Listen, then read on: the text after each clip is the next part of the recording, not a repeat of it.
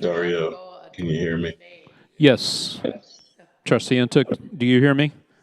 I can hear you, and I can see the looks like the live stream camera. I'm sorry? It looks like I can see the camera.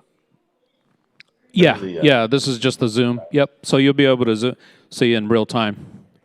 Cool.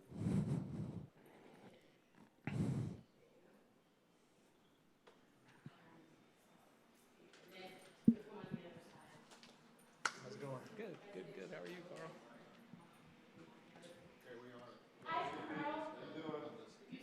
Okay. Okay. Listen. I'm just saying.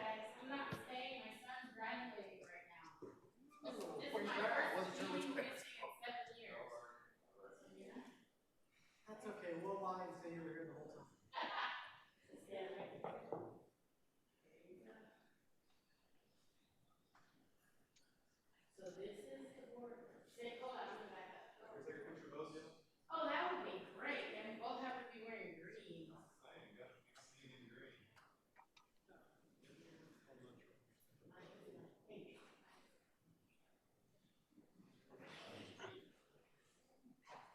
Hey, Dario.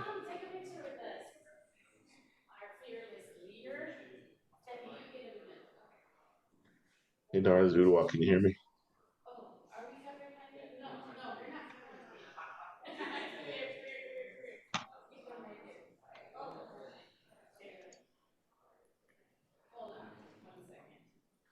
What was that, Trustee Intuk?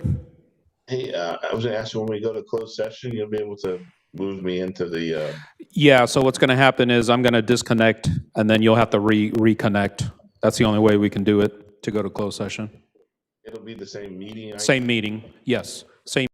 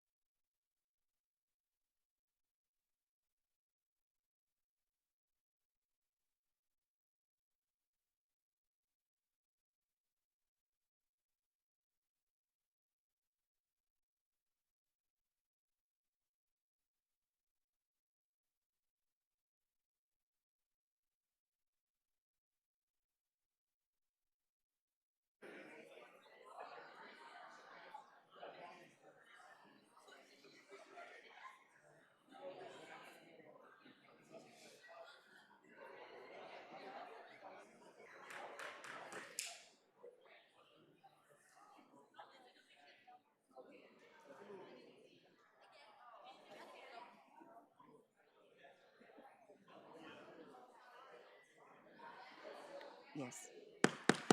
We're going to call this meeting to order at 4:34.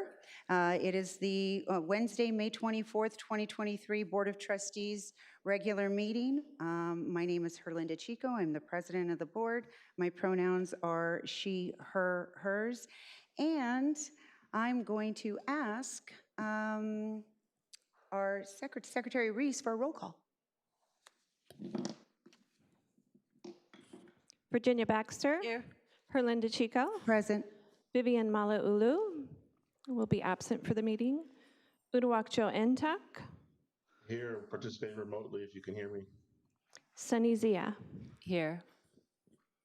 Okay, I want to note that Trustee Malauulu has not missed a meeting in 7 years, but today her son is graduating from high school, so she could not miss that, and she apologizes.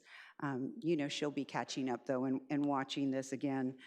1.3 is public comments on closed session items, and I do have some public comment cards. A total of 3 minutes will be allotted to each speaker with a maximum of 20 minutes per subject.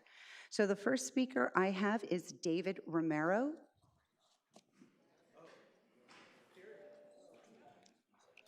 Yeah, that would be great.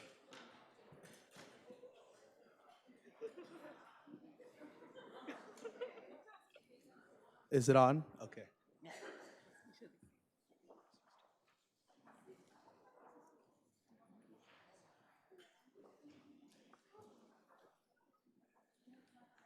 I want to first apologize for my voice. I'm a little hoarse right now, so hopefully you can hear me. Closer. Are we ready? Mr. Romero, you have 3 minutes. Good afternoon to everyone. I want to first say thank you for the opportunity to speak in front of you all. We understand how important your time is. We would like to introduce ourselves first. We are nursing students here at Long Beach City College. My name is David Romero. I am a second-year, third semester nursing student in the ADN program. I've been a student here for 5 years, completing all my GEs at this college. I've had the privilege to represent Long Beach City College as its ASB ICC president for the 2019-2020 academic year, as well as an active member of the Associated Student Body before that, and had the opportunity to meet several influential figures, such as Superintendent President Dr. Munoz and board member Vivian Malauulu, who unfortunately is not with us today. I'm here with my fellow students because we want to advocate for our hardworking instructors who dedicate so much of their time and energy to educating the future of our nursing system. A crucial component of pre-semester preparation is hospital onboarding, which consists of dozens of health modules, each taking at least an hour to complete. Without completion, the student is unable to participate in the clinical experience. Not only does our professor complete their portion, but they also need to monitor the completion by each student within their watch. This process requires hours of work before the semester begins, which sadly, we recently learned goes unpaid. Although the spring semester began February 6th for us, the spring semester began 3 weeks prior with assigned onboarding tasks for 4 different hospitals before day 1. I remember incessantly calling and texting my professor in January for advice and clarification. I and all students were just as eager to have their questions answered. Little did we know we were interrupting our professor's personal family time, the time that is outside of what is considered business hours, time meant for recovery between semesters. Our professors dedicate their all to making us the exemplary nurses we aim to become. They teach with compassion and enthusiasm inside and outside the classroom setting. So it is no surprise they are willing to devote extra time and energy to our growth. I know how needy I can be as a student, and I'm so thankful to have our instructors' support during our time of doubt. They work tirelessly to maintain Long Beach City College as the top destination for all nursing hopefuls. I am congratulated whenever I tell someone in the community that I attend the nursing program here at LBCC. Our school maintains a high academic reputation for producing quality nurses every semester thanks to our leadership in the nursing department. Our instructors need the board's support and support from everyone else involved to Thank you. recognize their devotion to Thank our you, Ms. combined success. Thank you, Mr. Romero. Your 3 minutes are up. I just want to say thank you, and from behalf of the nursing program, thank you. Thank you so much.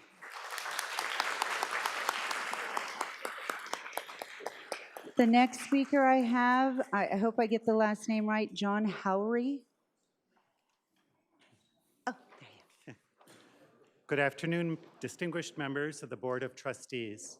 My name is John Howry. I'm one of the ADN, or Associate Degree Nursing faculty here at Long Beach City College.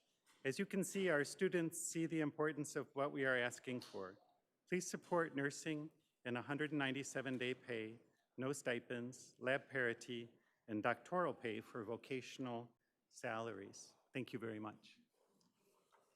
Thank you. The next speaker I have is Joanne Armenia.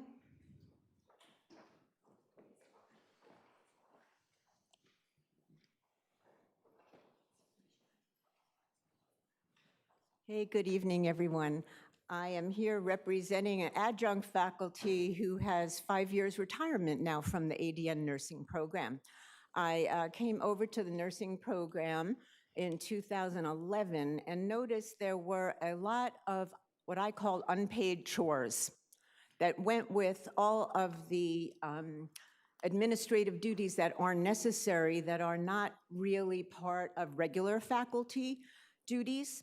For example, student mentioned the onboarding. So our clinical sites are hard to get because there are nursing schools that pay the clinical site. We do not.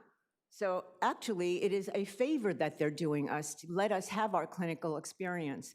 But every 8 weeks, and in some cases every 4 weeks, we have to onboard students to that new facility.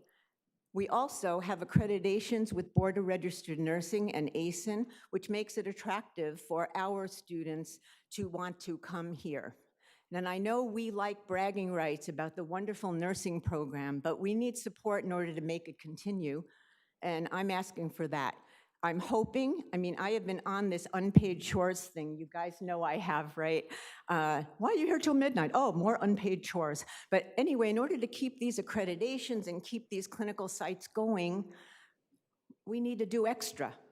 And there are no, I don't think, math professors, English professors that are worried about student immunizations and malpractice insurance and all the things that students need in order to get into the clinical site. The other thing I just want to say is I have been on this since I was part of the department, and I think timing is everything. I'm hoping this is the time. Thanks very much. Thank you. Our next speaker is Sean Dienses.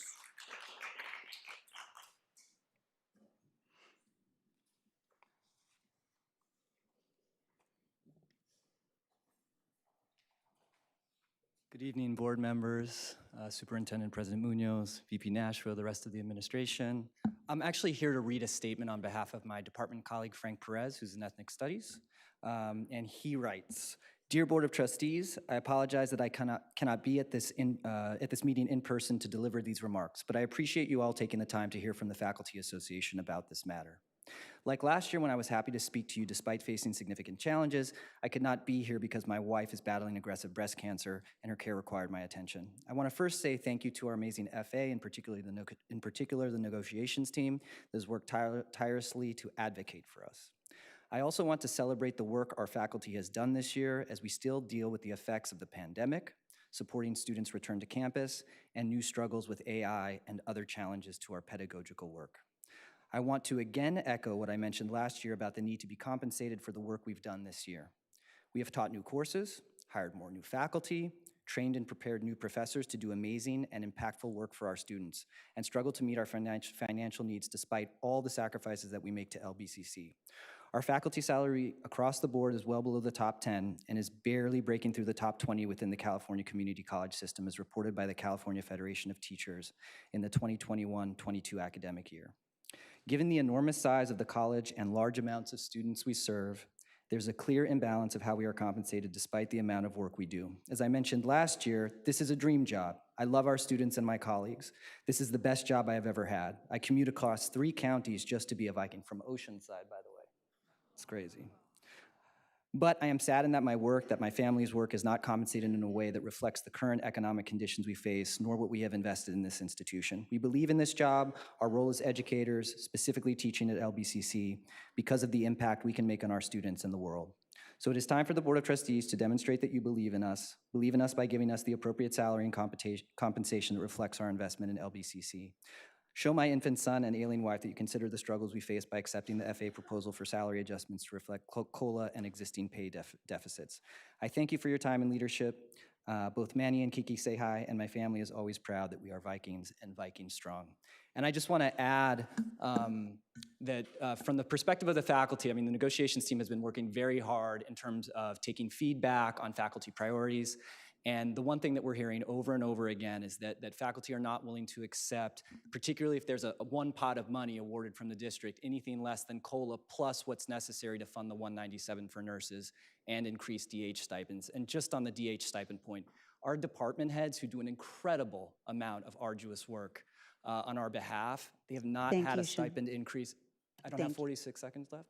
Oh, they weren't doing that. Okay. I'm sorry, we had All it right. here. That's okay. No, Sean, go ahead and complete. I'm sorry. They haven't had a stipend increase since 2014. All right, thank you very much. Thank you.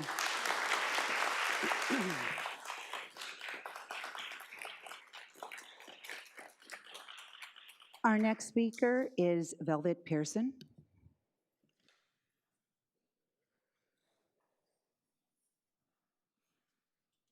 Good afternoon, everyone. Thanks for hearing us. I just want to read an email into the record that I sent earlier today in case some of you haven't read it yet. I wrote to ask that you give strong consideration to the package deal that the FA negotiating team put together for the upcoming contract period. Not only would a new contract reward faculty for their hard work transitioning into and out of the pandemic and compensate somewhat for inflation, it would also free up everyone's time and attention from negotiating for the next 3 years so we can focus on the people who really matter, our students. I'm thinking about Larry White when I say those words. It's the students who matter. As a longtime member of the English department, I can report that faculty and students are struggling to return to whatever new normal we're living in. And I'll just share that I caught COVID right after spring break. And this is why my voice still sounds like this, which is awesome for teaching class, to have a voice that doesn't work very well. And I was very angry that 3 years later I caught the stupid thing. What I can observe is that faculty and students are struggling to return to whatever new normal we're living in. We've been dealing with course redesign and other ripple-out effects since AB 1705 was passed. Speaking only for myself, I've had to draw on all the skills I've learned about student motivation and self-efficacy over the years to try to keep students coming to class and doing the work. There are so many possible things that get in their way, many of them related to their economic challenges and personal lives. But like my colleagues, I try to meet them where they are and encourage them to improve as much as they can, given their circumstances. These challenges have resulted in a lower passing rate for most faculty's classes, and since most of us care a great deal for our students, it's quite disheartening to see. Actually, I've been at LBCC since 2001, Amy, and I've never seen my department in such a demoralized state. Getting a raise and some of the other gains included in the package contract proposal would help us feel the culture of care that's often touted in college-wide meetings, but that rarely seems to apply to faculty. Instead, many of us feel we've been blamed for any perceived deficiencies in the success data. Unfortunately, the data about success rates in general reveals very little of students' real-life experiences and nothing at all of the faculty work that's expended on the ground in the classrooms as we teach, support, and encourage our students who are, for the most part, just trying to do their best. I know that you cannot comment specifically in this session, but please consider our efforts. Thank you. Thank you, Velvet. And glad you're feeling better. Our next speaker is Patty Balea.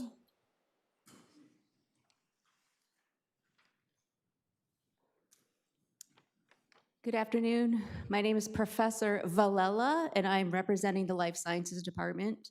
I was talking with some friends last week who asked me how classes were going, and I mentioned how lucky I was to teach my biology labs because my students stay on task, help each other, and ask important questions. I also mentioned that our union is in negotiations for lab parity and COLA, and they asked, what is lab parity? I explained that when we teach a lab at LBCC, we only get paid 90% of the time that we work. They thought that was insane. And they were also taken aback that we do not automatically get COLA. And they were shocked that we must negotiate for these since they are fully funded by the state. How would you feel if your employer skimmed 10% off of your wages? Would it be okay if I gave my students only 90% of their points or only paid 90% of my taxes? What if you heard your employer was keeping your cost of living adjustment? It might be legal, but it's immoral. And so this is why we are fighting for one-to-one parity with lecture sections so that we get 100% of our pay for the work that we do and receive COLA just to keep up with inflation, regardless of any raises that we may negotiate. And lab courses take way more work to create, set up, and run than lecture courses, and there are several reasons why. First, we have to create interactive and engaging activities for students to complete that meet the SLOs. Second, the lab setup needs to match the activities, including the right models, equipment, specimens, and tools, and these things need to be used properly, and they need to be supervised because the equipment is extremely expensive and we need it to last over several semesters. And then students have to be supervised as well because we're using dangerous things such as gas and scalpels. So I can't just leave my students and sit at the front of the room and be like, just do whatever you want. It's very interactive. And fourth, the grading takes way more time to grade lab exams and lecture exams because they are given in a practical format in the sciences. Students have to handwrite their answers. And I have had a couple of my students actually sent me a thank you note in appreciation for taking the time to grade the 5,000 lines of answers that I graded for one test. And I give 5 exams over the semester. So I was like, that's 25,000 lines that I was trying to grade for my students. So the lab is super important because this is when I actually really do the equity work where I give more attention to the students that need it, and the ones that are more independent get less of my time because they don't need it. So not paying me for the hours I work feels like wage theft, which is a crime in other sectors of the workforce, or labor force. And my friends don't understand why I'm not paid for the hours that I teach my lab, especially given the environment in which we teach is more demanding than a lecture. And not getting COLA automatically is a wage cut. And our negotiation team's effort should not be spent on negotiating COLA, but on negotiating working conditions and raises. Thank you.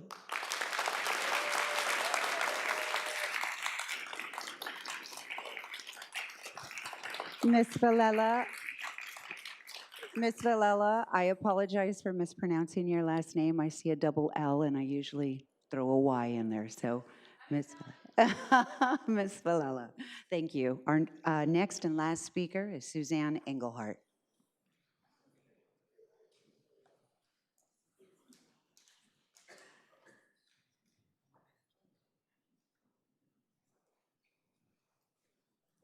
Good evening. I want to take this opportunity to thank our students that showed up today in support of faculty. I want to thank the faculty parents that brought their children here to support these negotiation efforts today.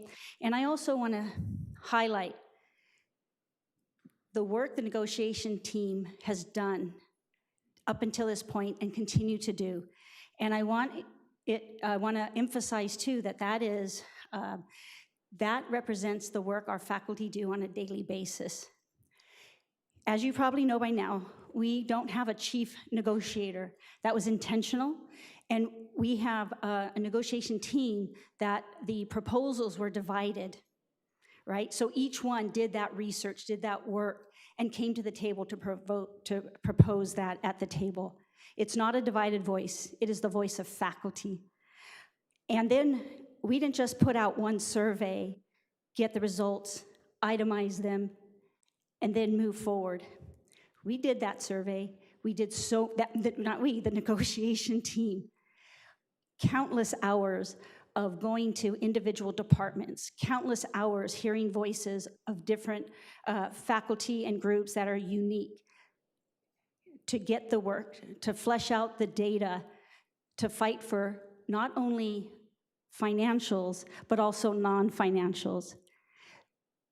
And that is the work we do every day. They came to that table prepared with proposals. We've made concessions. And even tonight, the package that you have, it also comes with concessions, options. So as you look at that, I want you to know that this is a open contract, right? It's a successor contract. That means everything is open. And every single proposal that our negotiation team presented represents faculty voices. We have 329 faculty. It's not arbitrary. It's not so that we could fight with you to get the best COLA. We want the financial, but everything else that's non-financial, hard work was put in to get the faculty voices to the board. And of course, just because we ask doesn't mean we're going to get everything. We know that. That's the beauty of negotiations. The district presents, we present, and there's concessions along the way. None of us think we're going to get everything. I just want you to know all that hard work and hours to hear faculty voices to present to you as it relates to our contract. And again, that's analogous of the work that we do in that field. So as you look at those proposals, that's a lot of hard work with concessions to get here. So thank you when you go in tonight, and we're hoping to meet you in the middle there. Thank you, Suzanne.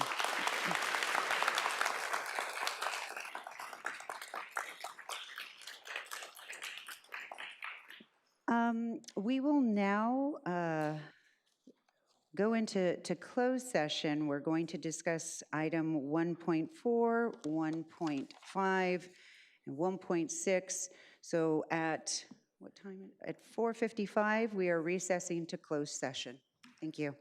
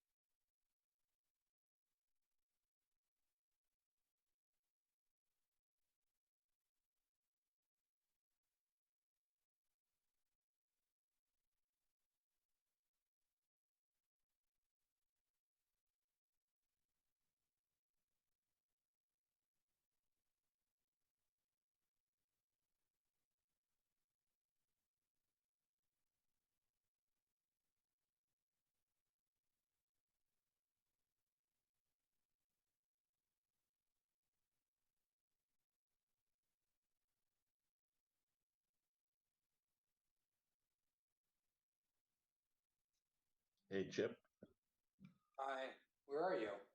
can you tell Dario that I'm not logged in? Oh, never mind. I see it here. I'll tell him. I'm on the wrong Zoom. I don't know if you can tell it's Dario. I can't. I'll let Dario know. Okay, thank you. No problem.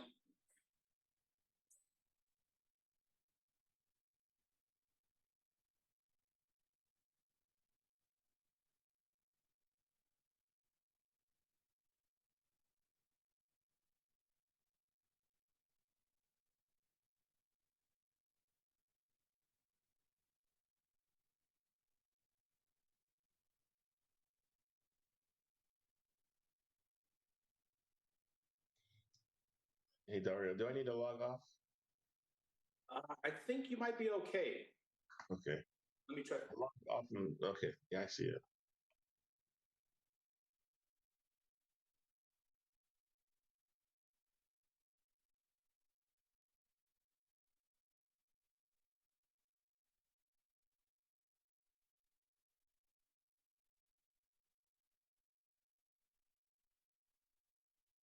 Somebody did that.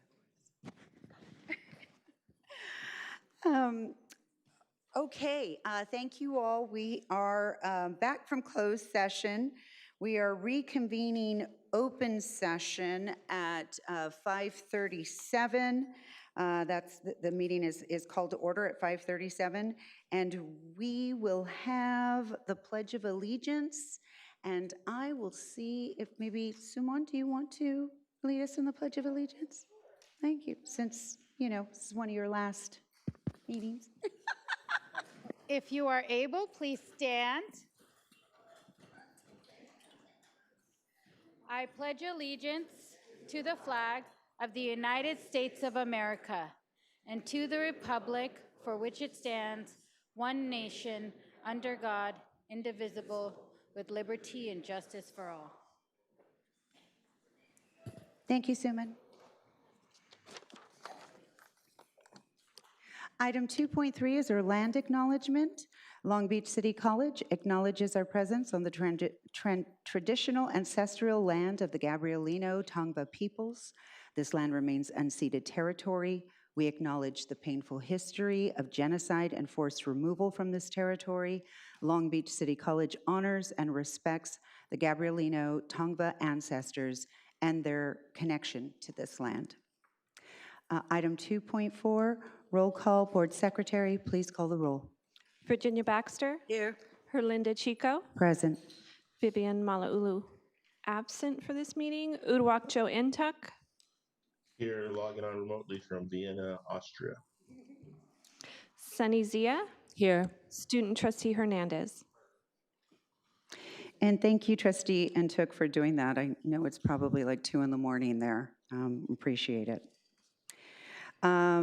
Item 2.5, report out on closed session items. There is no report out. 2.6, public comments on agenda items. A total of 3 minutes will be allotted to each speaker with a maximum of 20 minutes per subject.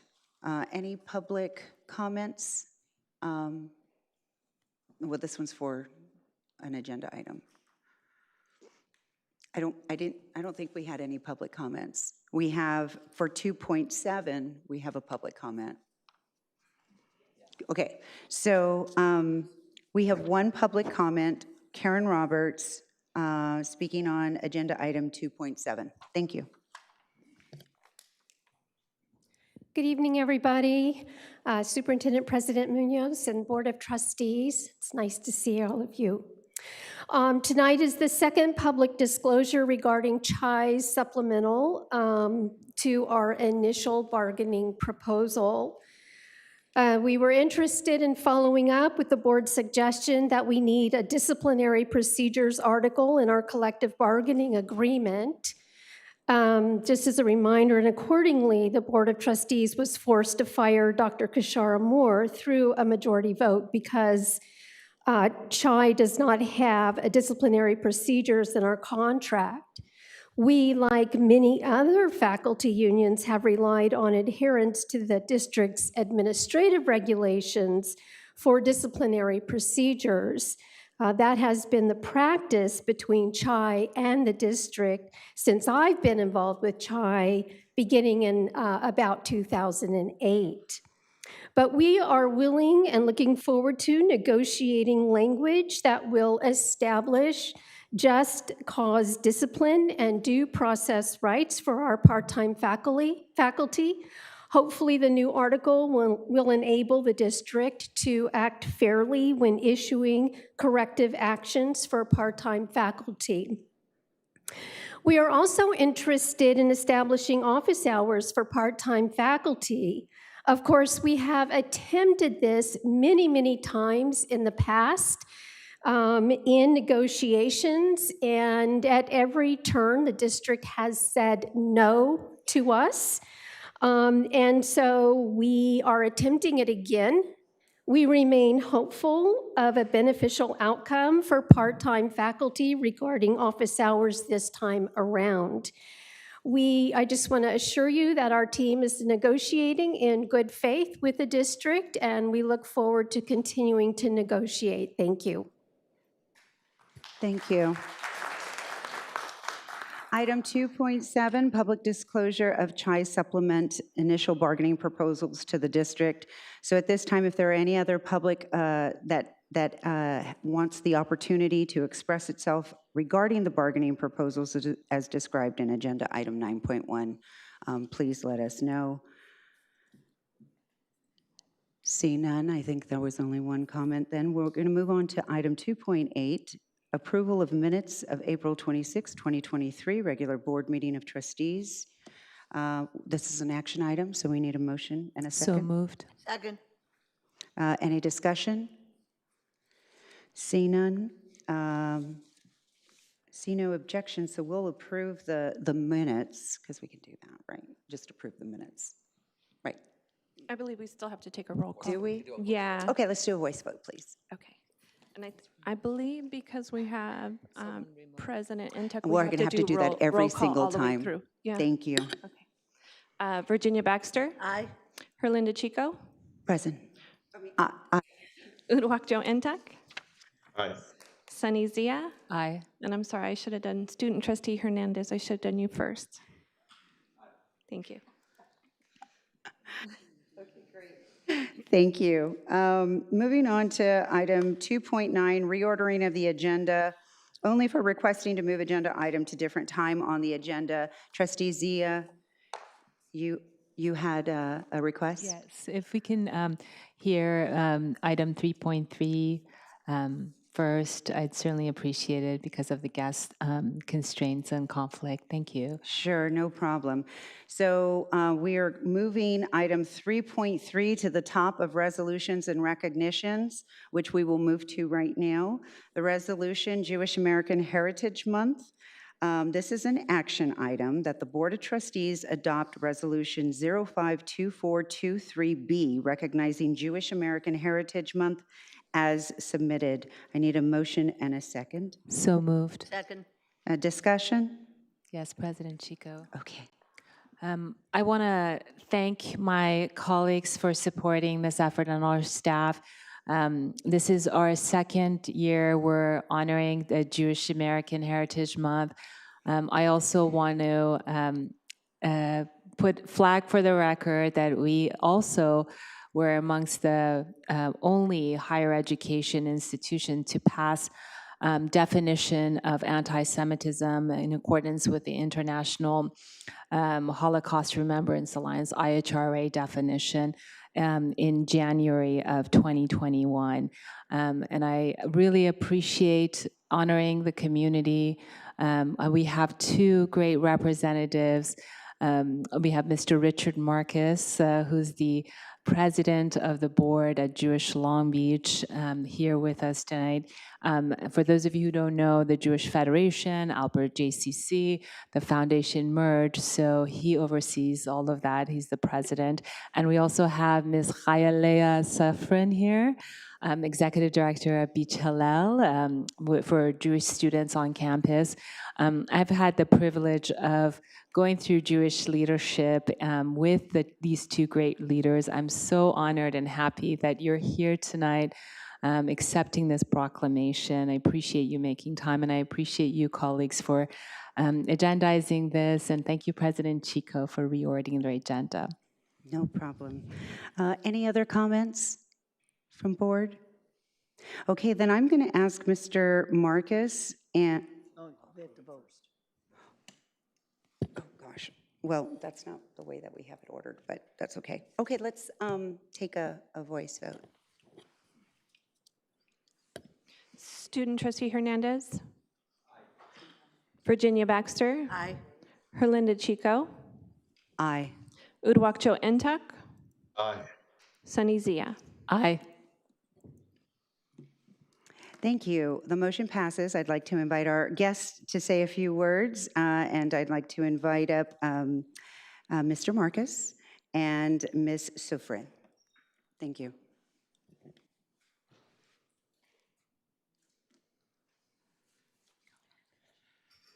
So on behalf of Jewish Long Beach and of the greater Jewish community of Long Beach and West Orange County, thank you so much for passing this recognition, this resolution.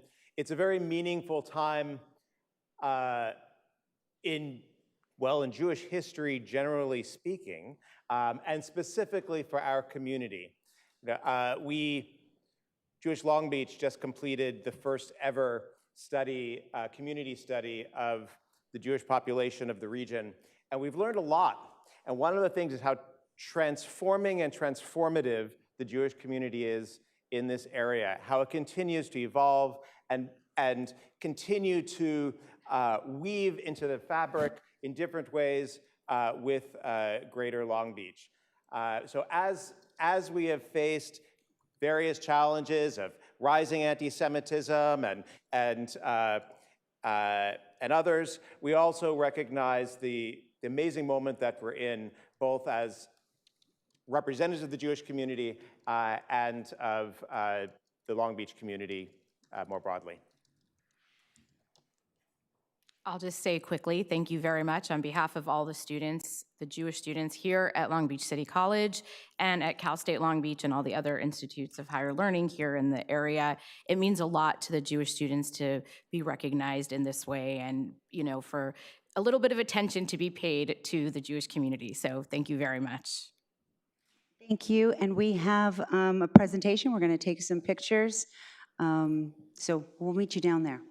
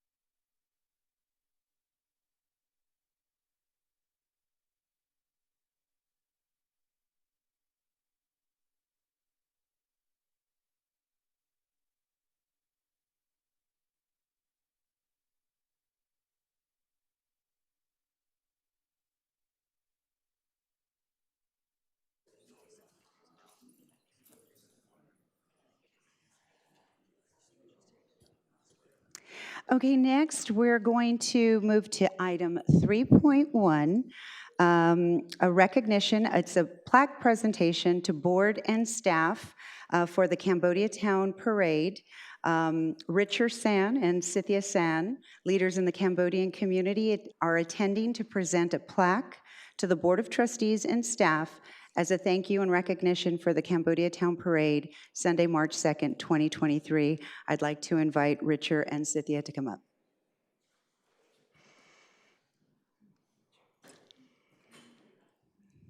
Cute belt, Cynthia.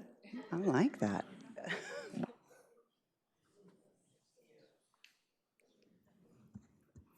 Well, thank you so much, President Helinda Chico, for giving us the opportunity. On behalf of Cambodia Town, we just want, to come here today with the team to thank you for helping, make the Cambodia Town Parade and Culture Festival on April 2nd happen. And it's not only this year. Long Beach City College always help and support, every year. And this year, we honored President Chico as a Grand Marshal. We were proud to have you as our Grand Marshal. And not just only, the staff, but you have students also participate in the parade. And Long Beach City College has a big float. We very happy that you participate, in our parade. And also I want to mention that one of the Cambodian staff, which is Julie Daniel, she spent a lot of time helping, yes, helping, to make sure that all the volunteers get the certificate appreciation, and her herself also participate in the Cambodia Town Parade, marching under theme Stop Hate with Love. And she did a wonderful job. Well, thank you so much. Richard, would you like to add?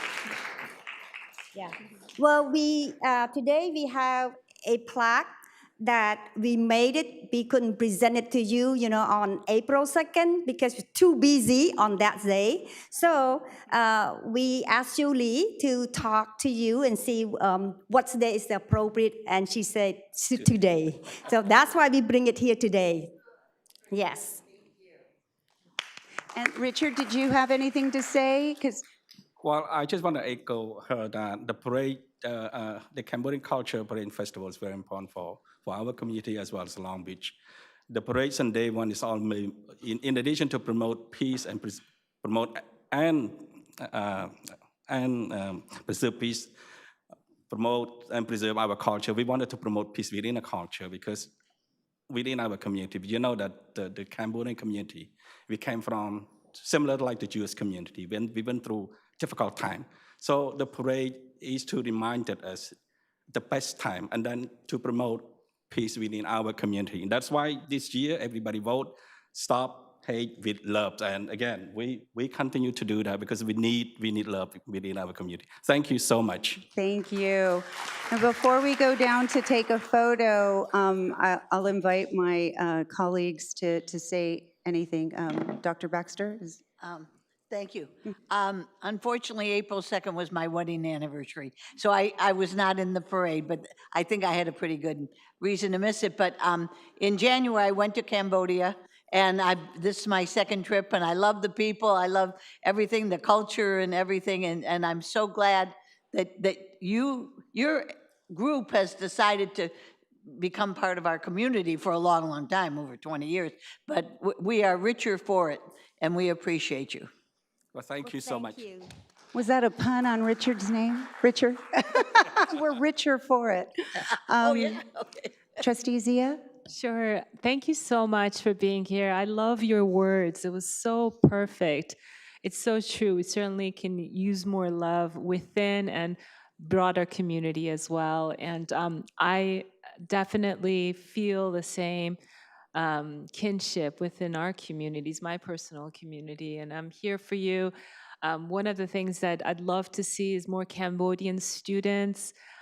Former Congressman Alan Lowenthal and I worked on that effort, and it was just always his dream, my dream, to foster more support for our students and young adults in the Cambodian community, and not just to come here for getting an education, but believing in themselves that they too have upward mobility and matriculation and really scholastic excellence, which we offer here. So I look forward to working with you on that effort and being your partner. And thank you so much for being here. I apologize for missing the parade, but I was there in spirit. Thank you.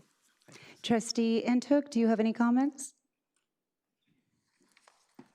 Can you hear me? I just Can hear you. echo other sentiments and appreciate the opportunity to. I was able to participate in the parade, and thank you for the partnership, and look forward to continuing to work together. Thank you. On a personal note, I want to thank Cambodia Town again for honoring me as one of the Grand Marshals. I've worked with the Cambodian community for a very long time now, and we've done some really great things, pushing the community forward, uplifting the community.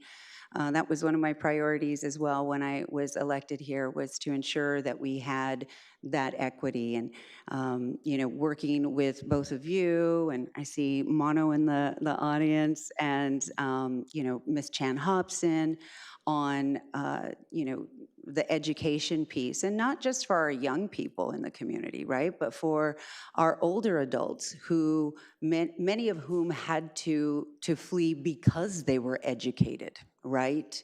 And they were killed because they were educated. Well, not here, and we want to assure the community that everyone is welcome at any age, and I can't wait to get more of our senior Cambodians involved in some of our classes. So I'm working hard on that, and I'll continue to work on that. Let's take a picture.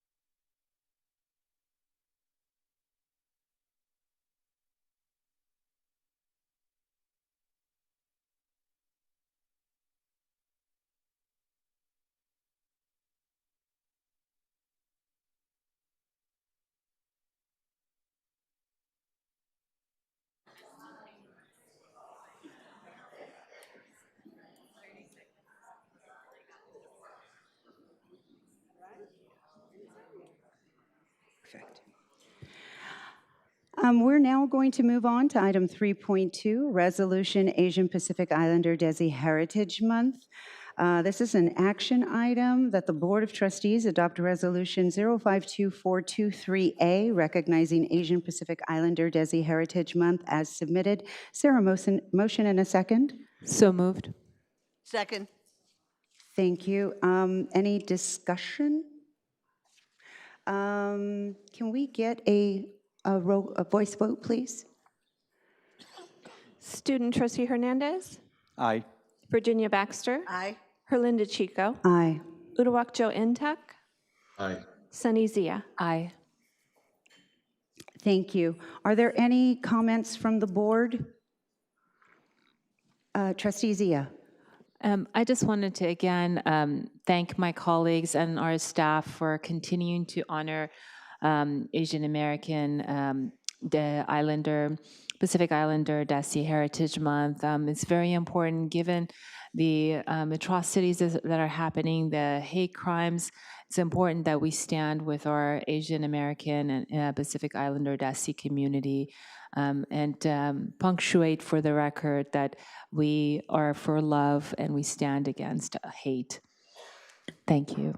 Thank you. Any other comments? Okay, see none.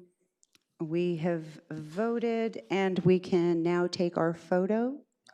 Oh, do we have people? Oh, okay, I'm so sorry. Kim Kasuga, Executive Assistant to Dr. Douglas. Kim.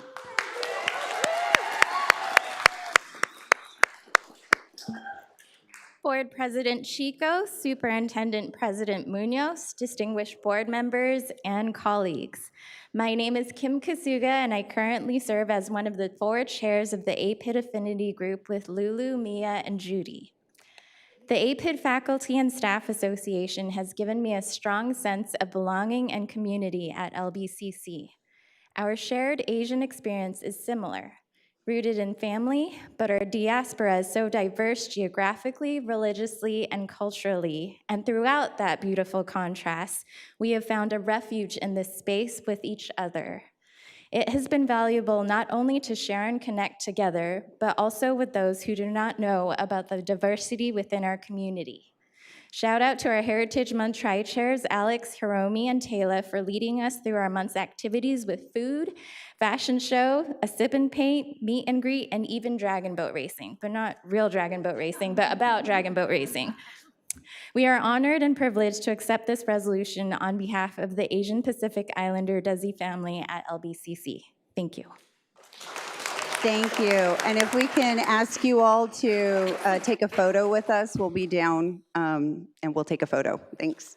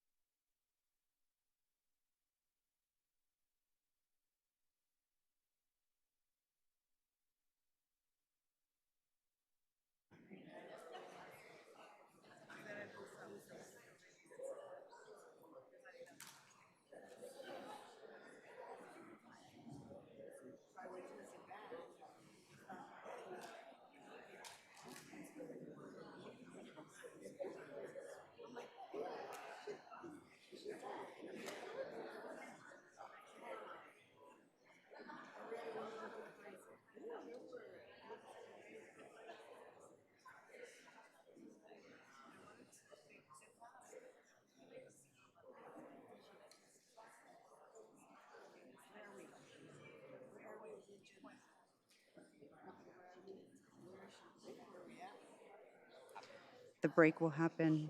Okay, got it. Perfect. Moving the break. Okay, we're moving on to item 3.4, recognition, California Community Colleges Board of Governors 2023 Classified Employee of the Year. On May 22nd, 2023, the Board of Governors announced the 2023 Classified Employee of the Year Award recipients, which represent some of California's best community college classified employees. Each recipient of the Classified Employee of the Year Award will receive a $750 cash award and a commemorative plaque. This year, there were an outstanding number of applications. Long Beach City College classified employee Starla Thomas was one of the 5.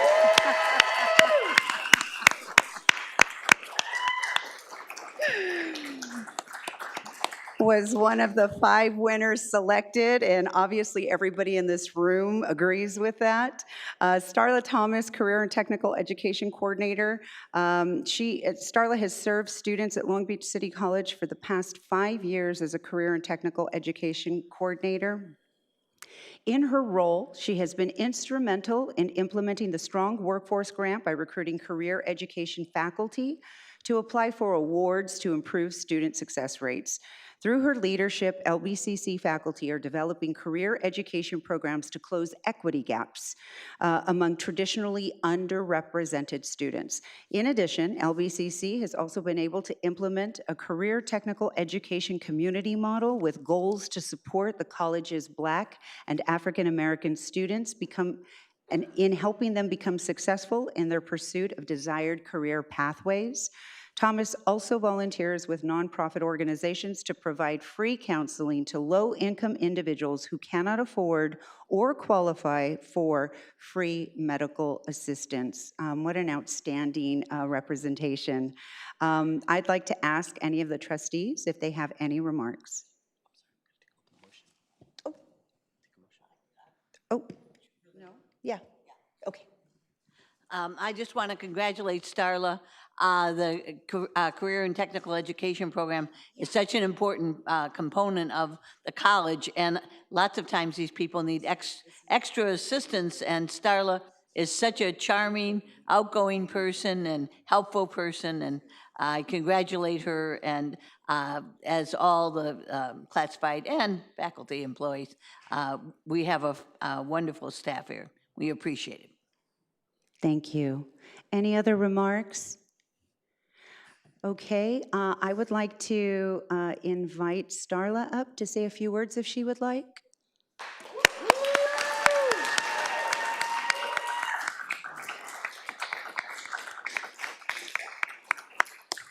I want to say thank you to the Board of Trustees for recognizing me. I'm humbled by this award. If anyone knows me, I don't like attention at all. I just like to go to work and give my best and hope I make an impact. In 2017, I left the private industry. I said that I wanted to serve mankind. And I feel like the Adult Ed Grant and Strong Workforce Grant gave me that opportunity. And so I worked the grant just like I did in private industry. And I'm just so happy. Year over year, we've had success with Jean and Anthony, and it's only getting better. So I just want to say thank you for the recognition. I'm humbled. I don't like attention, but thank you. It makes me feel good. Well, you're going to have some attention. We're going to take a picture, okay? Okay.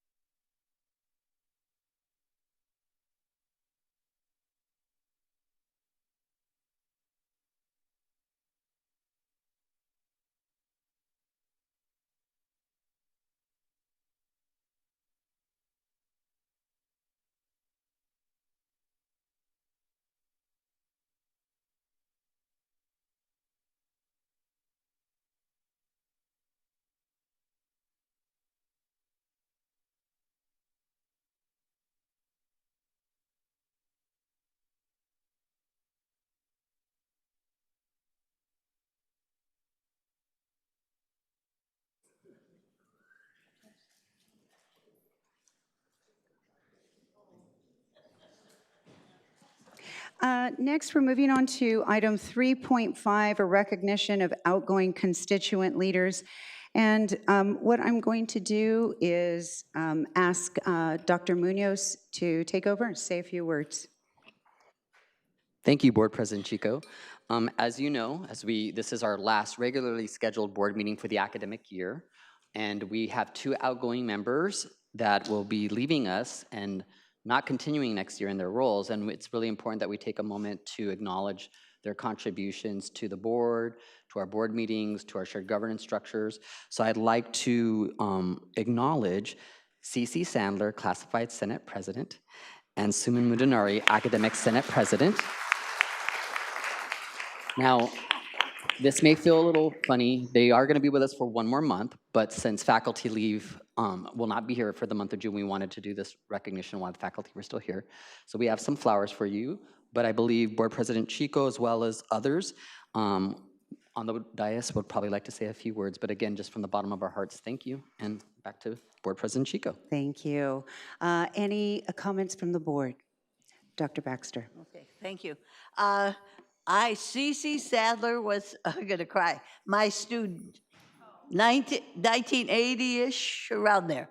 And to see someone grow as a person, as a colleague, and have such understanding of computers, and that's what she did for me. She did graphic designs and things like that. Because then after she graduated from Cal State, I said, you have to come back and work for me. So I'm so proud of you and what you've accomplished, and also what the Classified Senate has accomplished. Suman, I've just gotten to know you, and I knew your parents, but you have been outstanding representative of the faculty, articulate, caring, and congratulations to you too. Thank you. Trustee Zia? Thank you. I'd like to echo Trustee Baxter's comments. Cece was one of the first people who welcomed me on campus. It was really special, always helpful, always supportive. And I have pictures of you almost 10 years ago when I first started. And it was really nice. I don't know how you still look the same. And you really don't change, but I really appreciate how much service you have done for this institution and continue to do, and always put the students first. And you are exemplifying culture of care.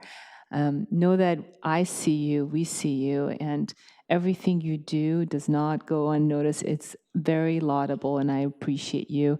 Suman, I love your energy. I may not get a chance to tell you as much. I'm going to miss your vibrant spunk and your reports, and I really appreciate the service and the love you provide for not just our students, but your colleagues as well, and the level of care you show, and it's authentic, and I appreciate that. Thank you. Thank you. Trustee Ntuk, do you have any comments? If you can hear me, I thank you both for your service and commitment to the college and our students. And I look forward to talking to you in person next month when I'm back. Thank you. What can I say? And I want to personally thank you both. When I was elected and we did onboarding, I met with you both via Zoom. So we got to know each other on screen first for quite a while.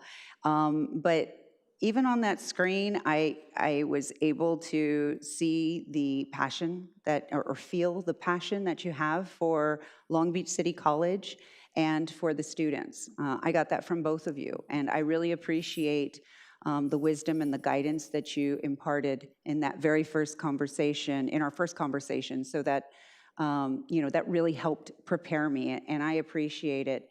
And Cece, you're so, knowledgeable, and you've been here for so long, and you really are a staple here. It's wonderful to have that institutional knowledge, so thank you for that. And Suman, thank you so much for keeping it real all the time, all the time. It is refreshing and it's necessary, and so happy that both of you, that I had the opportunity to work with both of you. So thank you so much. And thanks, and I'm gonna turn it back over to Dr. Munoz. I apologize. I also forgot to acknowledge Alana Jolivet, who is our outgoing ASB president. I don't see Alana, but we also want to acknowledge her and thank her for her contributions as well.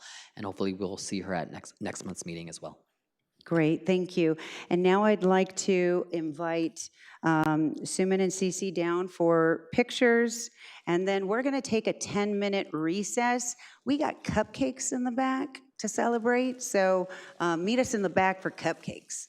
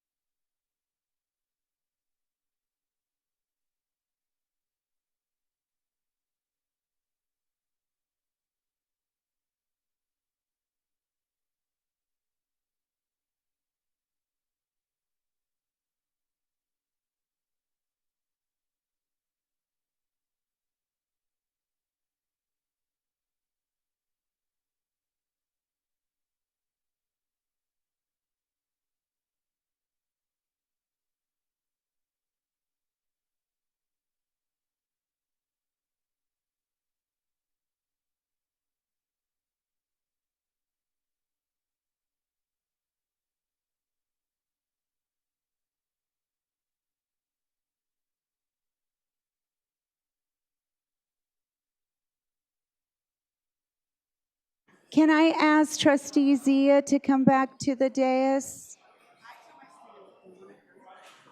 We're going to get started.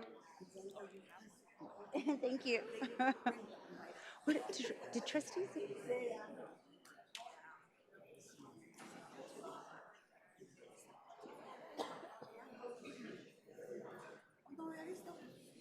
Trustee Zia, we're going to get started.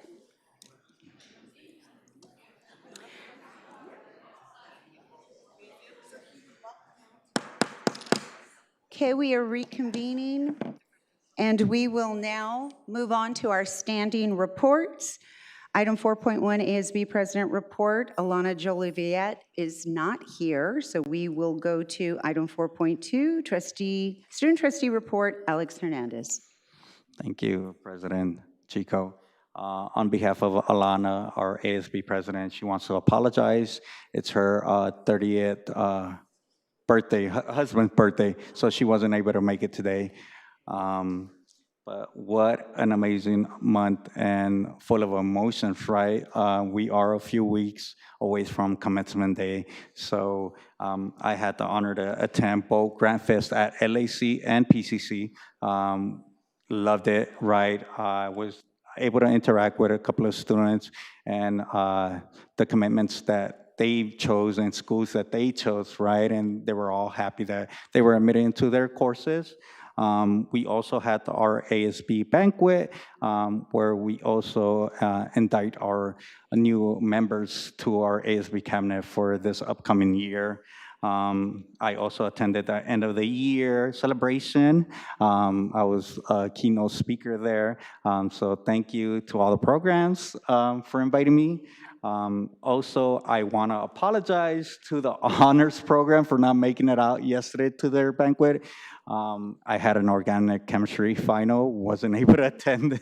I couldn't miss it, right? So again, I apologize for not making it. I really wanted to be there, but I did receive your gifts. Thank you so much. And also, lastly, Veronica Alvarez, my professor for Spanish, reached out and connected me with Carol Vasquez from the nursing programs. I was able to, connect with the nursing programs on some conflicts and situations that are going on. I know that some of the details that I received were that, they want to change their schedule into the 197th schedule, as well as the DH raise, the vocational salary, and their lab wages to be on a one-on-one ratio with their lectures, right? Also, Suzanne, she invited me to our first BOT mixers where I was able to engage with majority of the nursing faculty there and got to see their point of view on, what their demands are.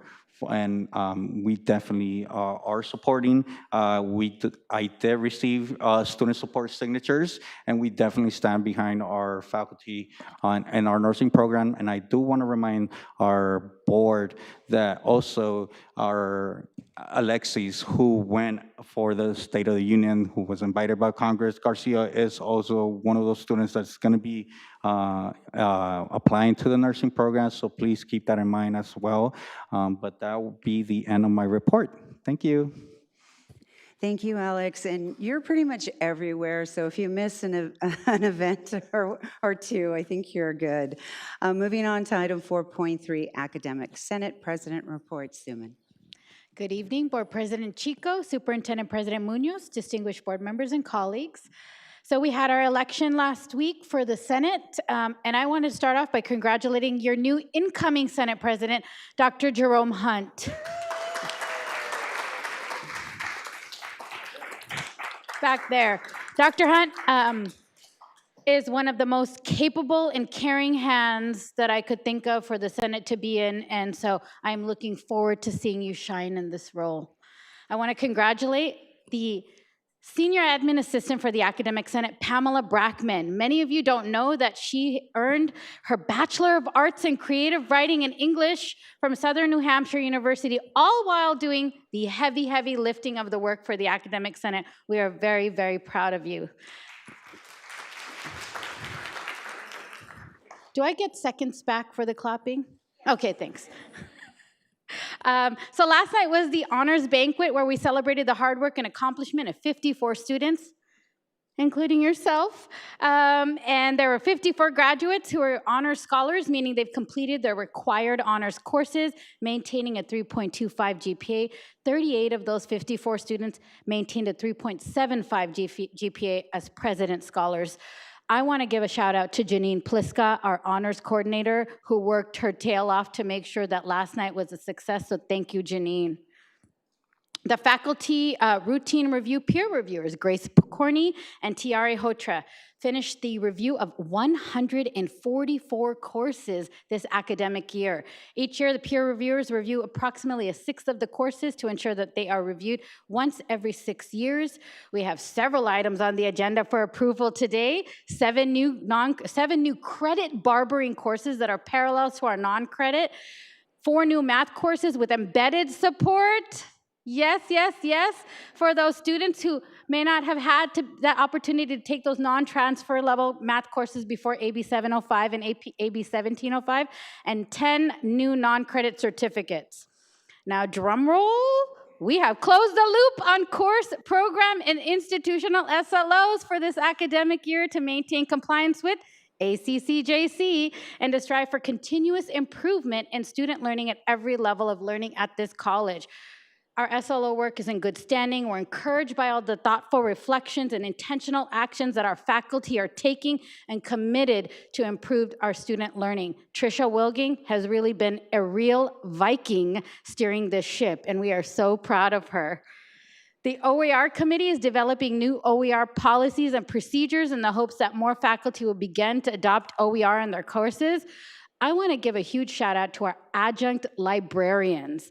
They have been researching OER textbook options for faculty to continue to use traditional textbooks, and over 429 course section instructors have been contacted about alternative textbook options for their courses. So bravo.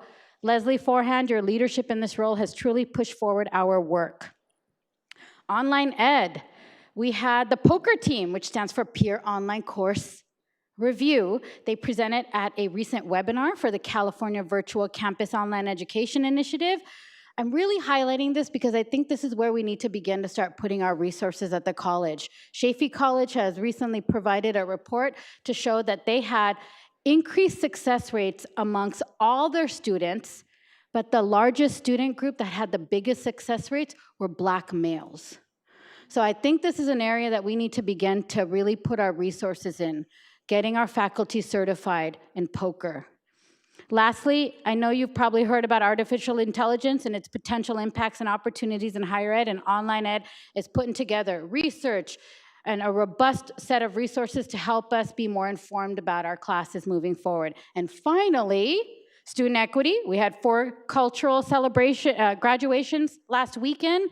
The announcement of those equity innovation grants that y'all applied for will be happening next week, so keep your eyes out for those. And Pride Month events start next week. Kickoff is on the 1st.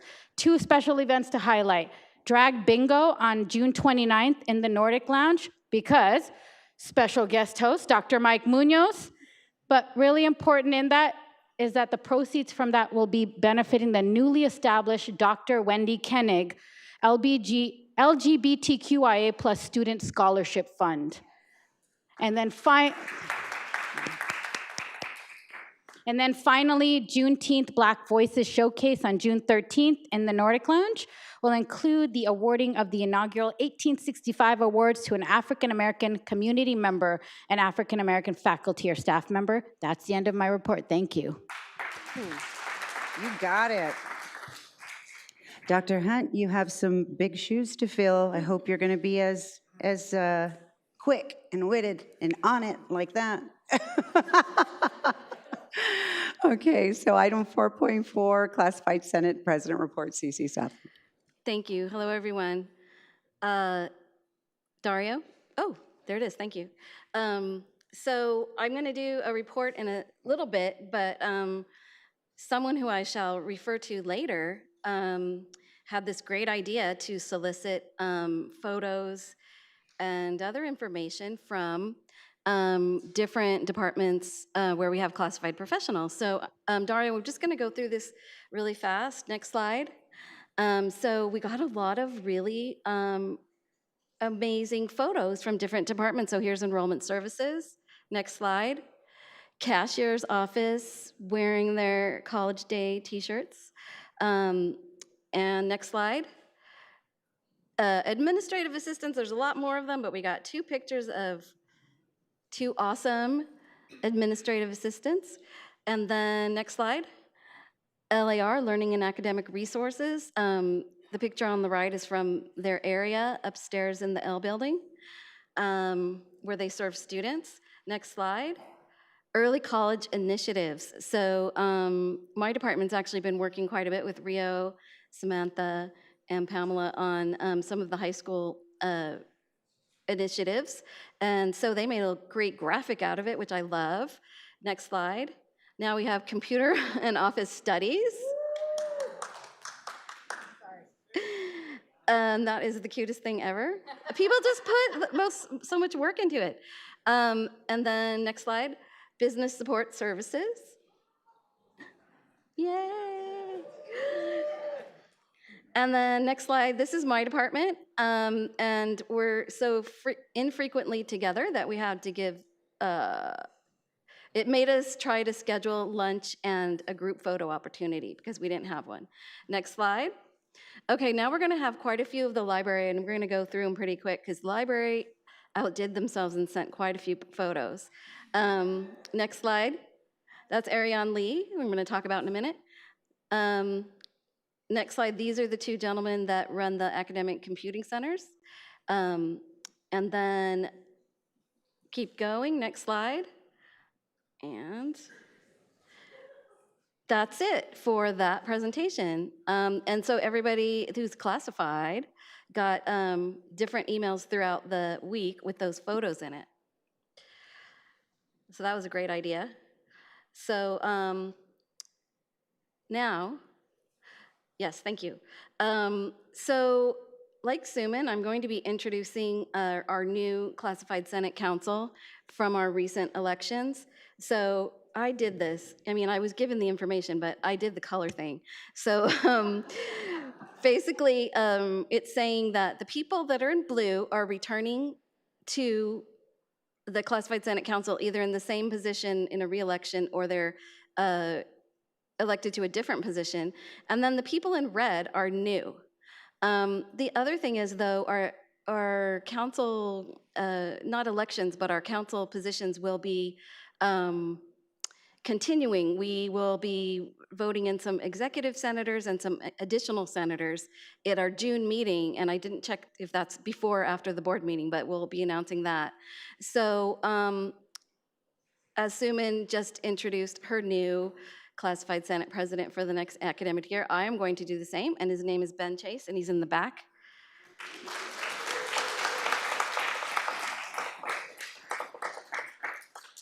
And there's a few others. I think Ariane Lee is there. Raise your hand. And I hope I did. Oh, and Stephanie, of course. Stephanie Benalis, coordinator of interpretive services. I can't see. Oh, and if there's anybody else I missed. So the next slide is a person who is leaving the council. And I just wanted to make a special mention of her. Many of you know Mickey as the academic scheduling analyst in academic services who tries to wrangle 25 Live. And I just want to personally say that her work on the council and getting to know her better, she's been such a support to me and helping me organize my thoughts and to create documents and to question, like, why are we doing things this way, organizing our files. And she's just been doing an incredible job. And she also, if you guys remember, the Wellness Wednesdays and the programs that we had throughout the pandemic, she took those over and the last year or so, and she's done an incredible job with doing like chair yoga and getting guest speakers in and all kinds of stuff like that. I just wanted to make a special mention. So next slide. I don't know how much time I have left, but I wanted to be self-indulgent for a minute. And I'm glad I did because of the remarks that Jenny was talking about. So obviously that's me on the left as the marshal in 1982 LBCC graduation. And my sister's totally gonna kill me. She's such a beautiful woman, and that's not. And then that's my father who passed and my grandfather who passed. And so I wanted to show the picture because I've been so involved in commencement preparations. And that was in front of the auditorium with the ficus trees dropping on us, and just, you can't really tell, but it's not as many chairs. What's happening now in the stadium is a huge, huge undertaking and so different from those days. And I'm really been amazed at the coming together of different people and a lot of new people who have come in and just gotten everybody organized. And it's very difficult with vendors and chairs and robes and trying to get things rented. It's a big thing with a lot of moving parts. So it's just on, help me out, June 8th at 4 p.m. in the Veterans Memorial Stadium. So I don't know how much time I have left, but I wanted to thank everyone for your kind words, but Sunny, what Sunny was talking about was, since 1992, I haven't missed a commencement. And there was 1 year, I'm like, I don't have a job. I had every job you could possibly ever have. And somebody told Mark Taylor, who was executive director of executive director of communications, that I didn't have a job. And so he said, I want you to monitor the VIP press section and sit in the stands. And I'm like, okay. And then like the press didn't come and sit in the VIP section, they were all out on the field. So he introduced me to Sunny and he said, she's here and she's a new trustee, but obviously hasn't started yet. So we sat together in the stands for pretty much the whole crazy commencement with the people yelling and the people throwing things and banners and pieces of newspaper and all kinds of stuff. And I was so glad I was there because I'm like, I'm protecting her. So, but it was a really great way to get to know you. And thank you, Jenny. I can't say enough about all of our associations for all these years and all the support you've been giving me and all the hard work you've been doing for the college. So thank you very much. And that's the end of my report. Thank you so much. Item 4.5 is the LBCCFA Bargaining President Report. Suzanne Engelhardt.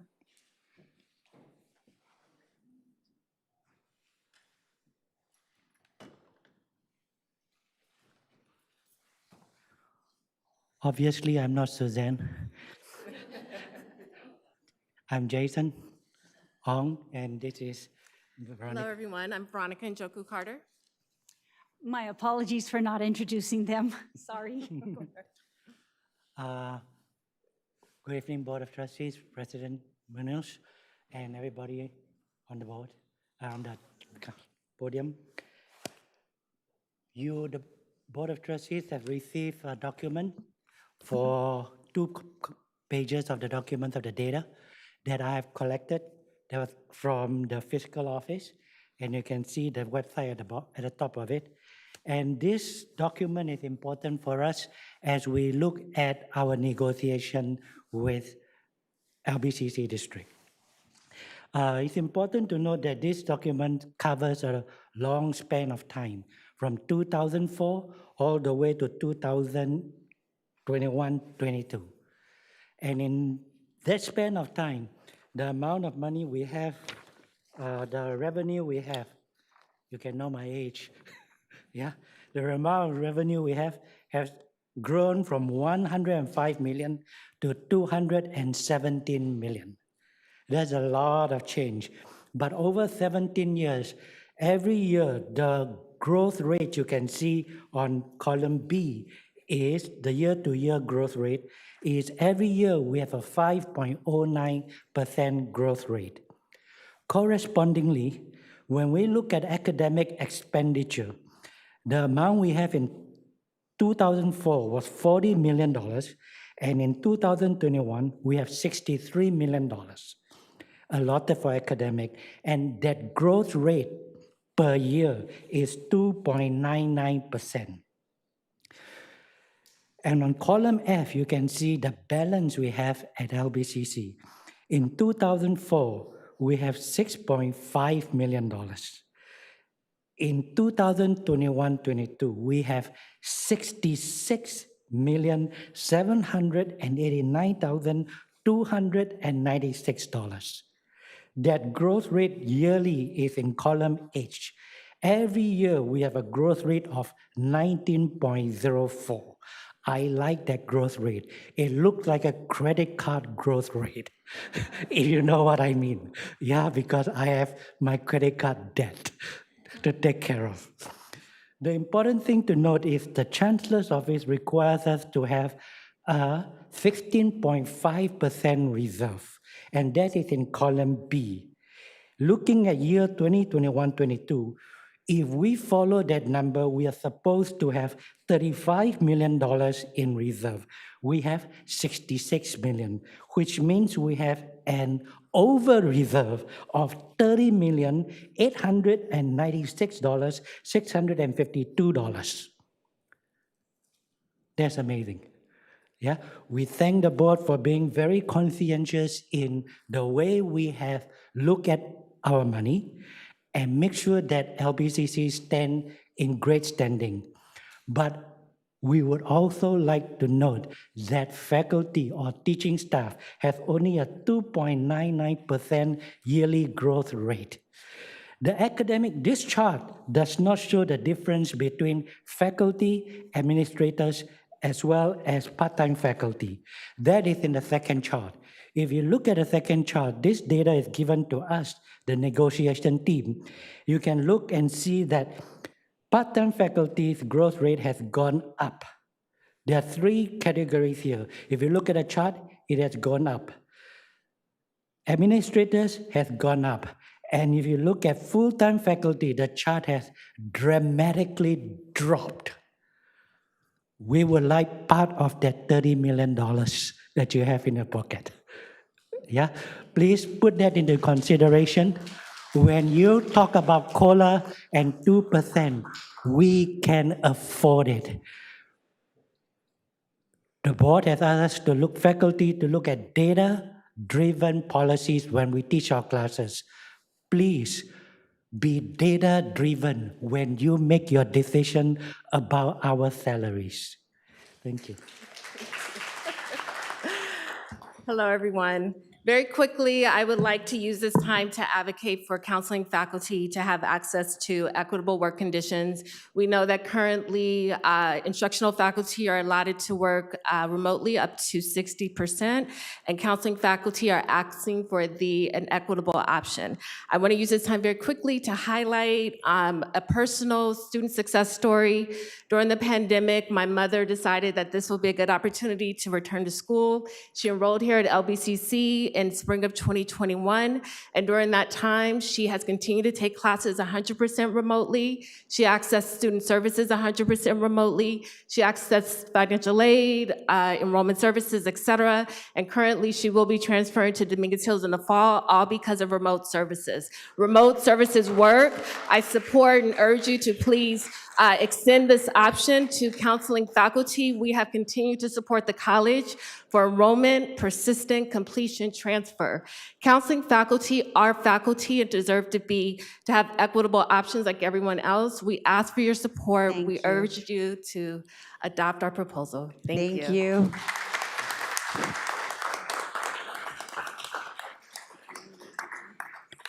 We're moving on to item 4.6, AFT Bargaining President Report. Robert Remetta.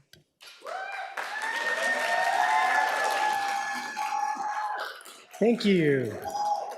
Good evening, President Chico, Superintendent Mike Munoz, esteemed board members and co-workers. I truly appreciate everything you do for us.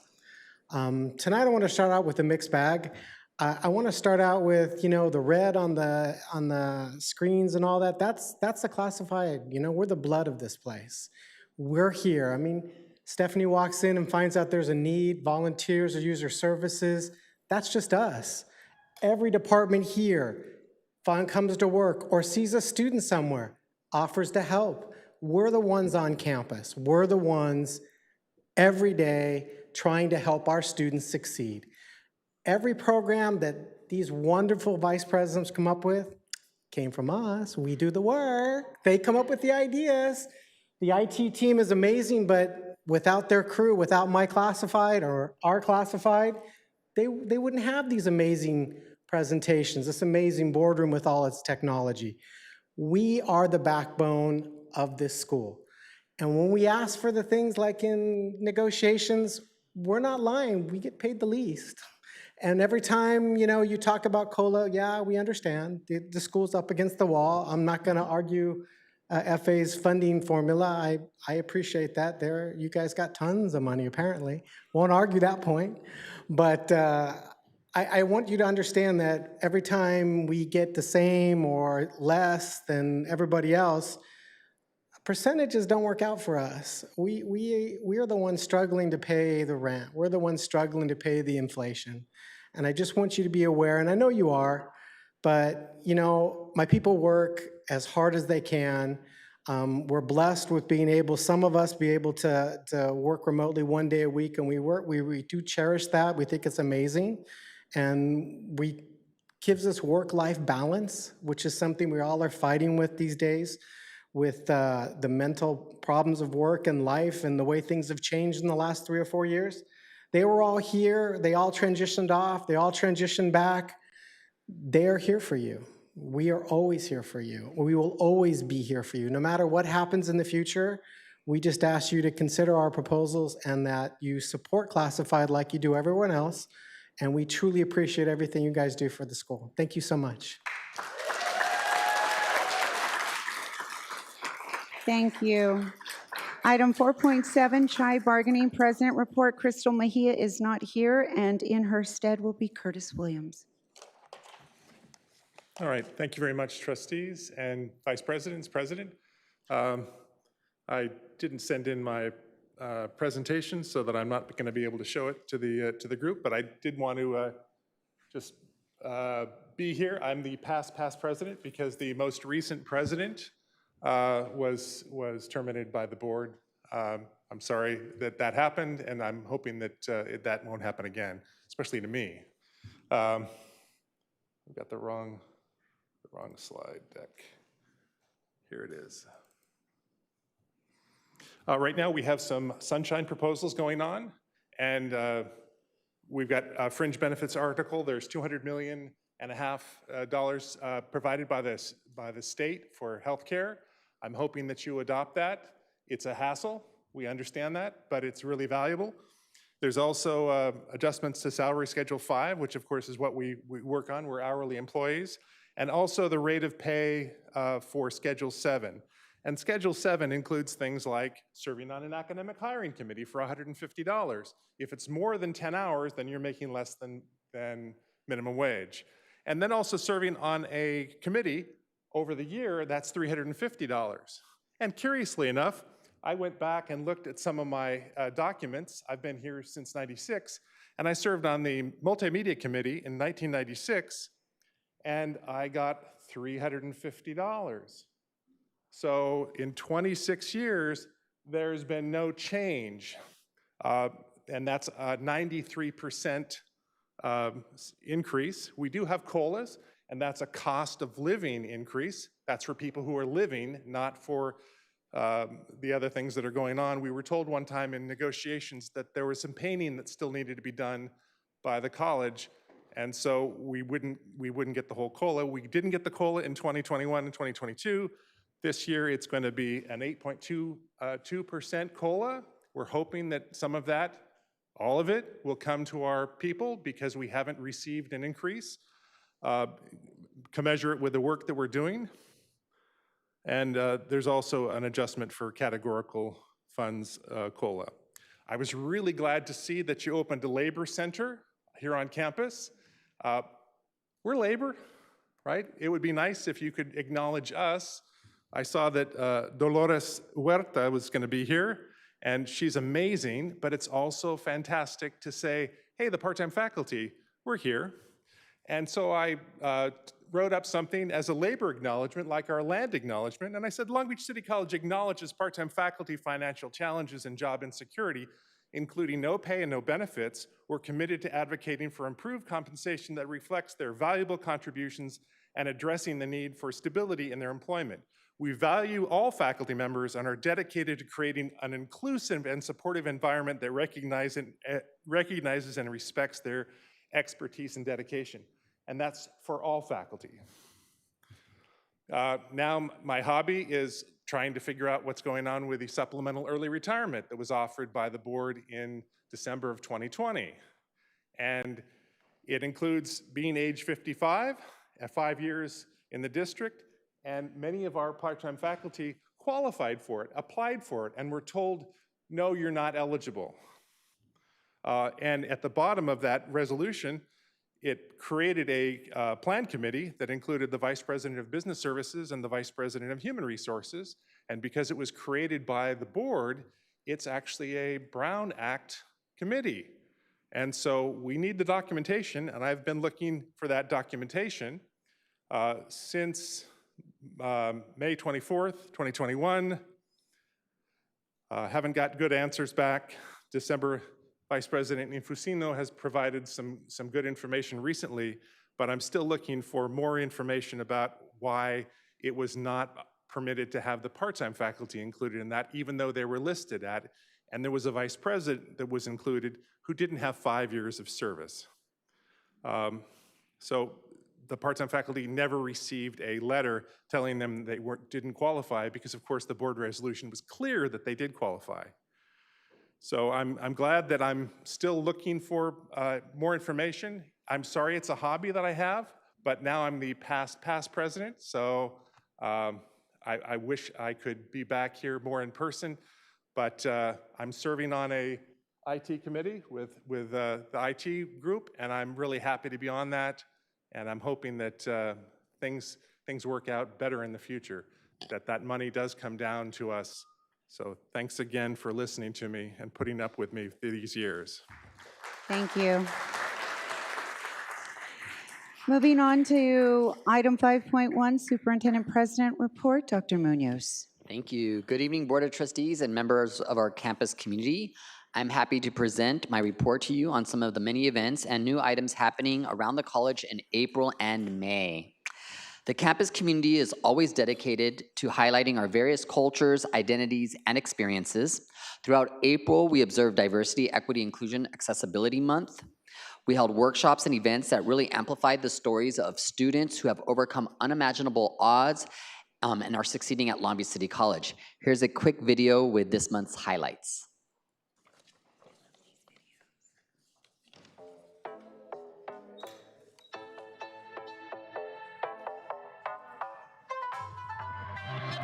Hello, everybody. We want to thank you for taking the time to be here and to help us kick off DEIA Awareness Month. At Long Beach City College, our stated mission is to provide equitable student learning and achievement, academic excellence, and workforce development by delivering high-quality educational programs and support services to our diverse communities. So it's our job to recognize that each of our students is different with varying needs and sparks innovation in support of anti-racist and inclusive initiatives to ensure that this is a place where everyone can thrive.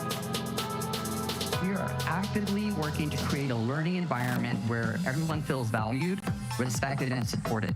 This month is a time to celebrate our differences and the power of coming together as a community to build an equitable college. But at its core, DEIA is about creating a level playing field where everyone has equal opportunity to thrive, regardless of their background or identity, but not just thrive, but also feel like they have a strong sense of belonging. And we know how important that is, and so we're working really hard here at Long Beach City College to achieve that.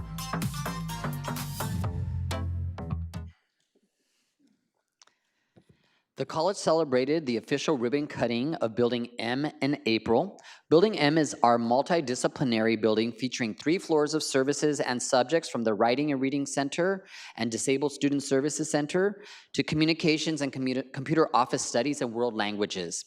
And we have a video showing off our amazing new building and facility. Let's check it out.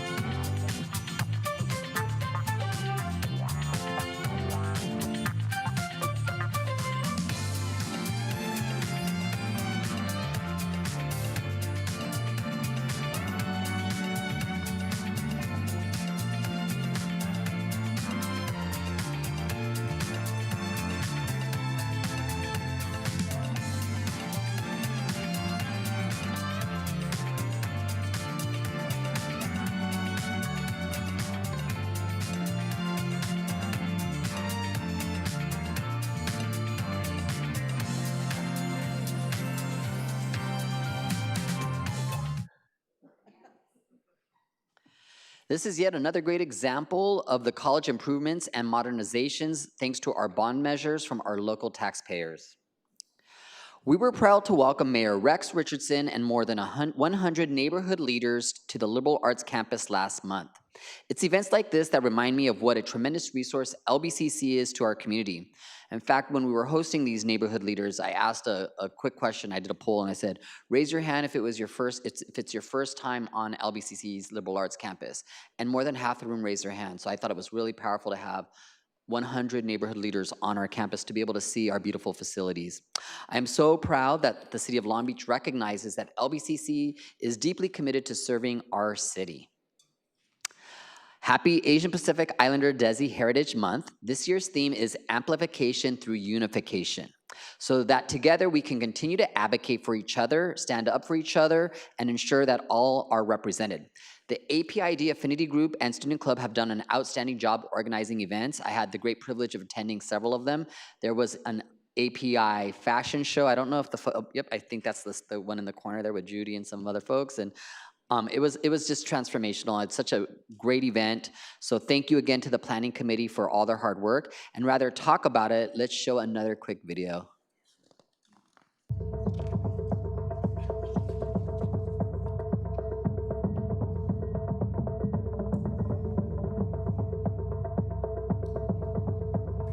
I'm delighted to be here amongst you in recognition and celebration of Asian Pacific Islander Desi Month. This is a really important month for us. And you know, as I think and reflect on the importance of celebrating and uplifting our Asian Pacific Islander Desi community, I really think of the contributions made here at Long Beach City College. And so we're gonna really amplify the voice today. Did you know that Long Beach City College is designated as an Asian American and Native American Pacific Islander institution, otherwise known as ANAPISI? This is defined under the Higher Education Act as a college with an undergraduate enrollment with at least 10% Asian American and Native American Pacific Islander. Let's give LBCC a big applause.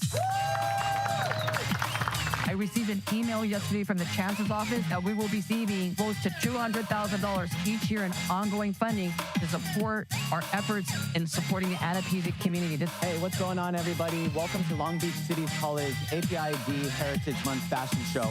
Tonight, we collectively put together an event where student club members, student families, and community members ultimately came for one common goal, which is a way for us to share our culture, share our heritage, not only with ourselves, not only with our families, but the people who mean the most to us, which is our community here at Long Beach City College. This month, we will have amazing events that will showcase how resilient, powerful, and beautiful our communities are. First off, I've never seen so many APID students, faculty, staff, and community members in one place, with a couple of them wearing their traditional garments. As a Filipino immigrant that has now been home in the Philippines for more than 7 years and returning back to Long Beach City College and to become part of this momentous event, let us celebrate the incredible diversity, resilience, and strength of the Asian Pacific Islander and Desi communities. Let us honor the sacrifices and contributions of APID individuals throughout our history. So again, happy Asian Pacific Islander Desi Heritage Month. Next up to celebrate is Pride Month in June, but we got a jump start with the raising of the inclusive Pride flag at LBCC just this past Monday to honor Harvey Milk Day. And so the inclusive Pride flag will be raised and flown through Long Beach Pride, which is gonna be in August on both campuses. And so you can see a few photos there. So in terms of more great news, the U.S. Small Business Administration announced that Long Beach City College was selected as one of 6 organizations nationwide to receive $375,000 to support veteran small businesses. We will now be a designated Veterans Business Outreach Center that will deliver services to assist service members who are near their time to transition into civilian life, as well as service members, families, and dependents who also wish to start their own small business. Big thanks to Interim Vice President Melissa Infacino and to Pat Nye for all of your hard work that you did in order for LBCC to be one of the recipients of this year's grant. So thank you.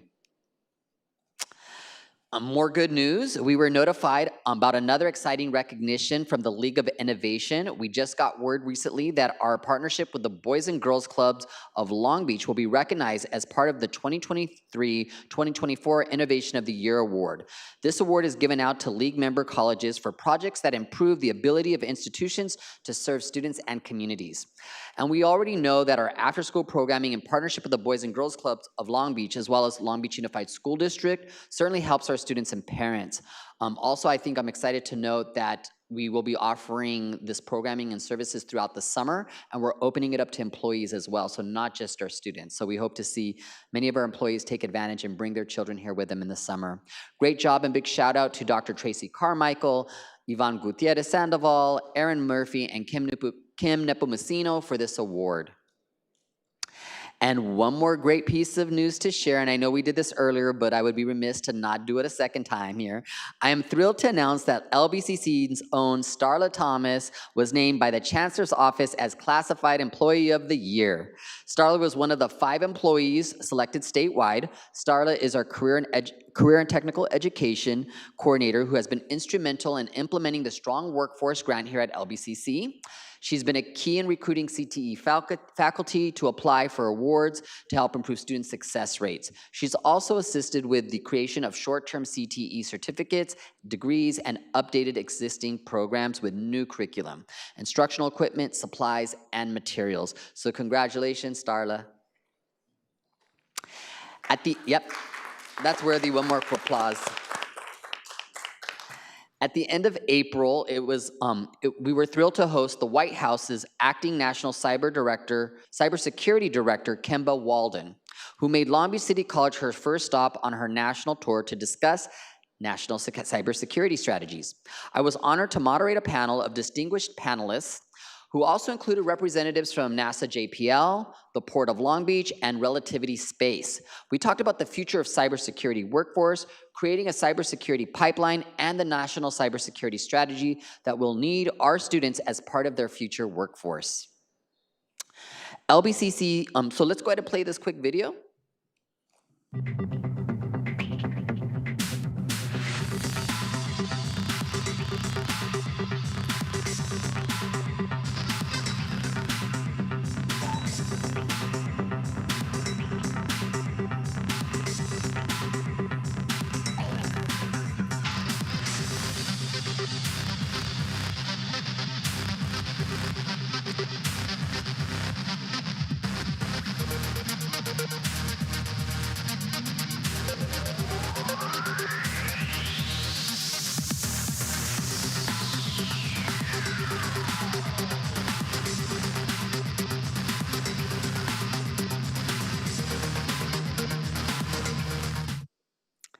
LBCC students, faculty, and industry partners were also in attendance, and I think everyone found it very informative and interesting. I think one of the highlights, I don't know if you saw 2 young individuals in the video, they're actually students. One is 9 and the other is 12, I believe, and they're 11, excuse me, 9 and 11, and they are enrolled in our cybersecurity courses through dual enrollment. And from what I understand, they are like the top students, and it was pretty exciting to see. So again, congratulations to the campus and all of us for being recognized to host that wonderful event. And To close my report, actually, I'm going to have one more slide, so this is going to be the last one. I'm happy to say that we're getting ready for the best time of the academic year, commencement. So 2 weeks ago, LBCC officially kicked into commencement mode by hosting 2 Grad Fest events to celebrate the class of 2023. So we had a DJ, band, food, the bookstore, and various departments from the college, and we're there to ensure that everyone had a good time, allowing students to get their caps and gowns, decorate their caps, order class rings, and get their portraits taken. I'm gonna go off script for a second and note what was really, I think, meaningful for me is it was the first time I saw that many students on campus. They were playing volleyball in the quad, and students were, throwing footballs and soccer balls around. And I mean, it just was really it was bustling. And I know since the pandemic, sometimes we walk around campus and you see more students than we did during the pandemic, but I haven't felt that much energy since prior to the pandemic, so it felt really good. This year's we even included a job resource fair. So a big shout out to the Office of Student Affairs for an outstanding job organizing this event at both campuses. And now we're getting ready for the big day on June 8th at 4 p.m. for the 2023 commencement ceremony, featuring our commencement speaker, NBC and MSNBC correspondent Shaquille Brewster. I'm really looking forward to this special day and shaking a lot of future LBCC alumni hands. And in closing, I think, Dario, do we have one more photo, a couple more photos? Nope, we don't, just kidding. Well, then this concludes my report. Go LBCC. Thank you, Dr. Munoz. Next, we're going to presentations. Item 6.1 is the reprioritization options for Measure E and LB, and I will turn it over to Dr. West. Thank you, Board President Chico. As you know, through various board presentations, meetings, and workshops over the past year, we've had multiple discussions with the board about facilities projects and initiatives, both completed, under construction, and also projects planned for the future. Today, it's my pleasure to introduce Hakeem Chambers. He's our Bond Management Program Director for this presentation. And I'll say while Hakeem has only been with us for a short period of time, he's come into this new role bringing a lot of energy, fresh eyes, and strong past experience with exceptional attention to service, bringing immediate value to our team. And clearly, he's bringing style today to our team as well with that bow tie. Hakeem will present to you staff recommendations for reprioritizing capital projects from funds remaining from Measure E and LB. Good evening, everyone. Thanks for your time. Board President Chico, Superintendent President Dr. Munoz, Board of Trustees and Senior Administration, thanks for your time. Again, my name is Hakeem Chambers. I'm the Program Director with the Bond Management Team. And as Dr. West mentioned, this is month 3 for me. What I'd like to present to you today is after spending some time with the campus as well as the administration and looking at the remaining bond funds, we're wanting to look at presenting reprioritization options for you to consider with the remaining bond funds. As we go through the presentation, if you guys have questions, feel free to ask them. Otherwise, I can answer them at the end. If I don't have answers to them, I'll make sure I get them back to you. So with that said, let me work the next slide here. Table of contents. What we're going to talk about today are the completed projects, what we've done so far to date with the existing bond funds. We're going to look at projects that are currently in design and or in construction or in some state of implementation over the last several years. We'll look at the available budget, the current environmental conditions, recommendations for options for you guys to consider, options A, B, and C, projects that require future funding as a result of reprioritization. We'll have to shift and adjust some current projects, as well as potential challenges to be resolved, and then we'll save some time for question and answers at the end for you. So completed projects. Over the last several years, the team has completed approximately $545 million worth of projects. I'm not going to list them all, but I'll go through a few of them. Building M is the most recent. We had a ribbon cutting for in the last month or so. The CLAC project, which is the athletic project, which is right over here, which is a fascinating, beautiful project. I actually need to get out there and run around on that field. I'm waiting to test it out. I'll wait for it to get a little warmer. And some of the other projects that we've done over the last several years with the bond management team, working closely with the campus. These are some of the current projects we have in design and in construction. Building G, which is recently bid. I believe that project tonight is up for consideration for awarding that contract. Building E, the new student center, is currently in design. As it moves through design, it will go through the next stage of going to DSA, and then we'll go out for construction in the next few years. We have projects going on at the PCC campus, as well as various other projects, access control, and miscellaneous projects, ensuring that pathways and stuff are clear for people with disabilities and things of that nature. And that's approximately $345 million that's currently in construction and design. Available budget. So in 2008, the residents of Long Beach passed Measure E for $440 million. In 2016, we went back out for another bond measure, which was Measure LB, which passed for $850 million for a combined total of $1.2 billion. We just went over the projects that we spent so far to date, the ongoing projects that we just mentioned, which leaves a remaining budget of approximately $400 million. One of the things we wanted to do was to really look at how can we benefit the campus? How can we benefit student success? How can we allow students here, as well as the residents from Long Beach City College, to be competitive in this market? As you all know, education is no longer, you just don't go to school because you live across the street. Education is competition. You have the surrounding campuses around you within a 7 to 10 mile radius. There's 3 or 4 schools within a 5 to 10, 15-minute drive. So why do students want to come here? So of all the exciting things that we just demonstrated, what we saw earlier, as well as you also need to position yourself to be competitive for the future. The facilities that we're designing and constructing today are not for the students who are here today. These are for the students who are in the 4th, 5th, 6th, and 7th grade. Those students, as they go through to become more familiar and more comfortable with this campus, they will see themselves as this is a place that they can be.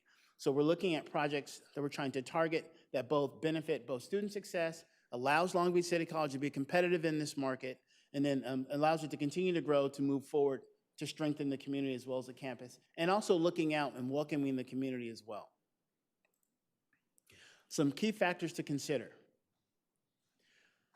Safety, security, and access. That's something that's been on everyone's mind. Every time you turn on the news, you're hearing something tragic.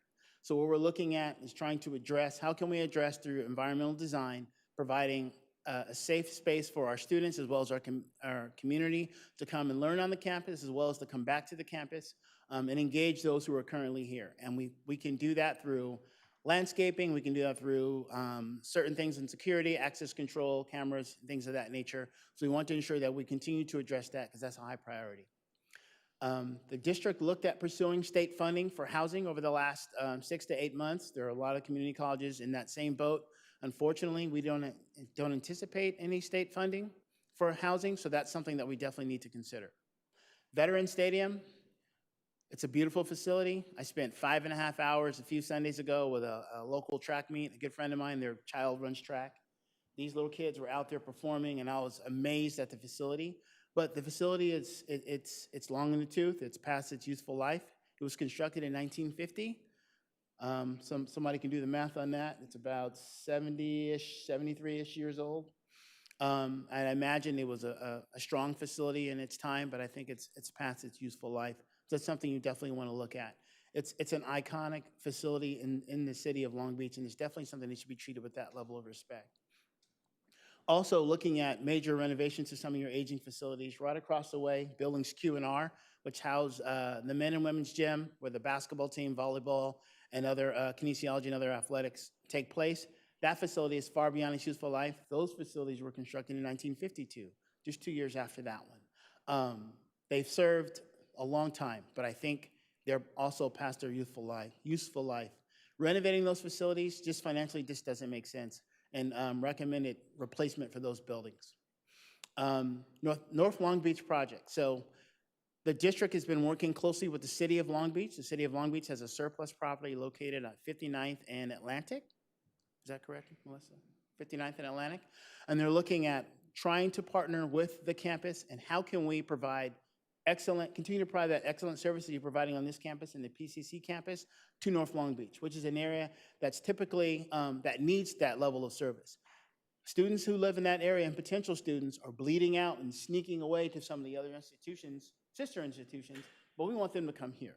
So looking at trying to provide a service and a facility that could both engage, and provide a different level of service with wraparound services to benefit those students in that area, I think would be beneficial for the campus. And then overall, looking at reprioritization of key projects, and this is what we're going to talk about with the options in this presentation. Option A. As we mentioned, that safety is a key priority. So safety and access through environmental design at PCC campus with an approximate budget of $15 million. This particular option, option number 1, will be uniform across all 3 options. So I just wanted to share that with you guys because it's that important of a project. The next one is option 2, which is the stadium and a comprehensive athletic, recreation, and wellness facility. Looking at providing a new stadium with seating between up to 8,000 to 10,000, shared support spaces, an NCAA regulation track, which is the current track you have now, but an upgrade to that facility, as well as like a large screen, things of that nature that's really gonna help bring and set Long Beach City College on the map. Combine both the functions in Q&R into a new state-of-the-art facility. So these are large recreation and athletic competitive facilities. Some of them have 2 to 3 basketball gyms that access across. And then when there's game time, bleachers come out, those courts condense down to 1 competition court that will allow up to 2,000 to 3,000 seating.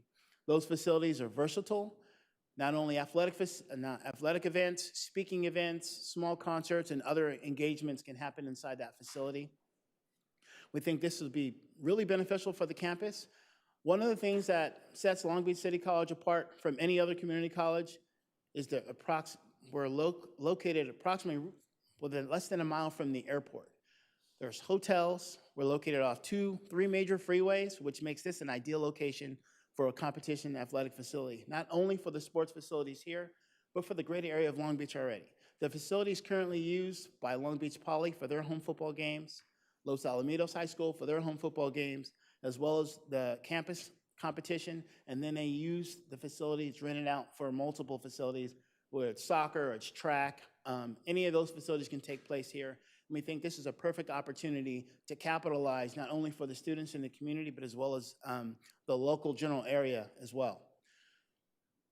The North Long Beach project, I named it Project X, because I couldn't come up with another name, sounded kind of cool at the time. But $30 million is what we have allocated for that particular project. And that also looks at addressing multi-purpose classroom spaces with wraparound spaces for counseling, as well as other engaging services, and looking at putting housing on top of that facility, approximately 30 to 34 units. We feel that the space is tight, but it's tucked into a neighborhood. We've done a test fit, and it works. So if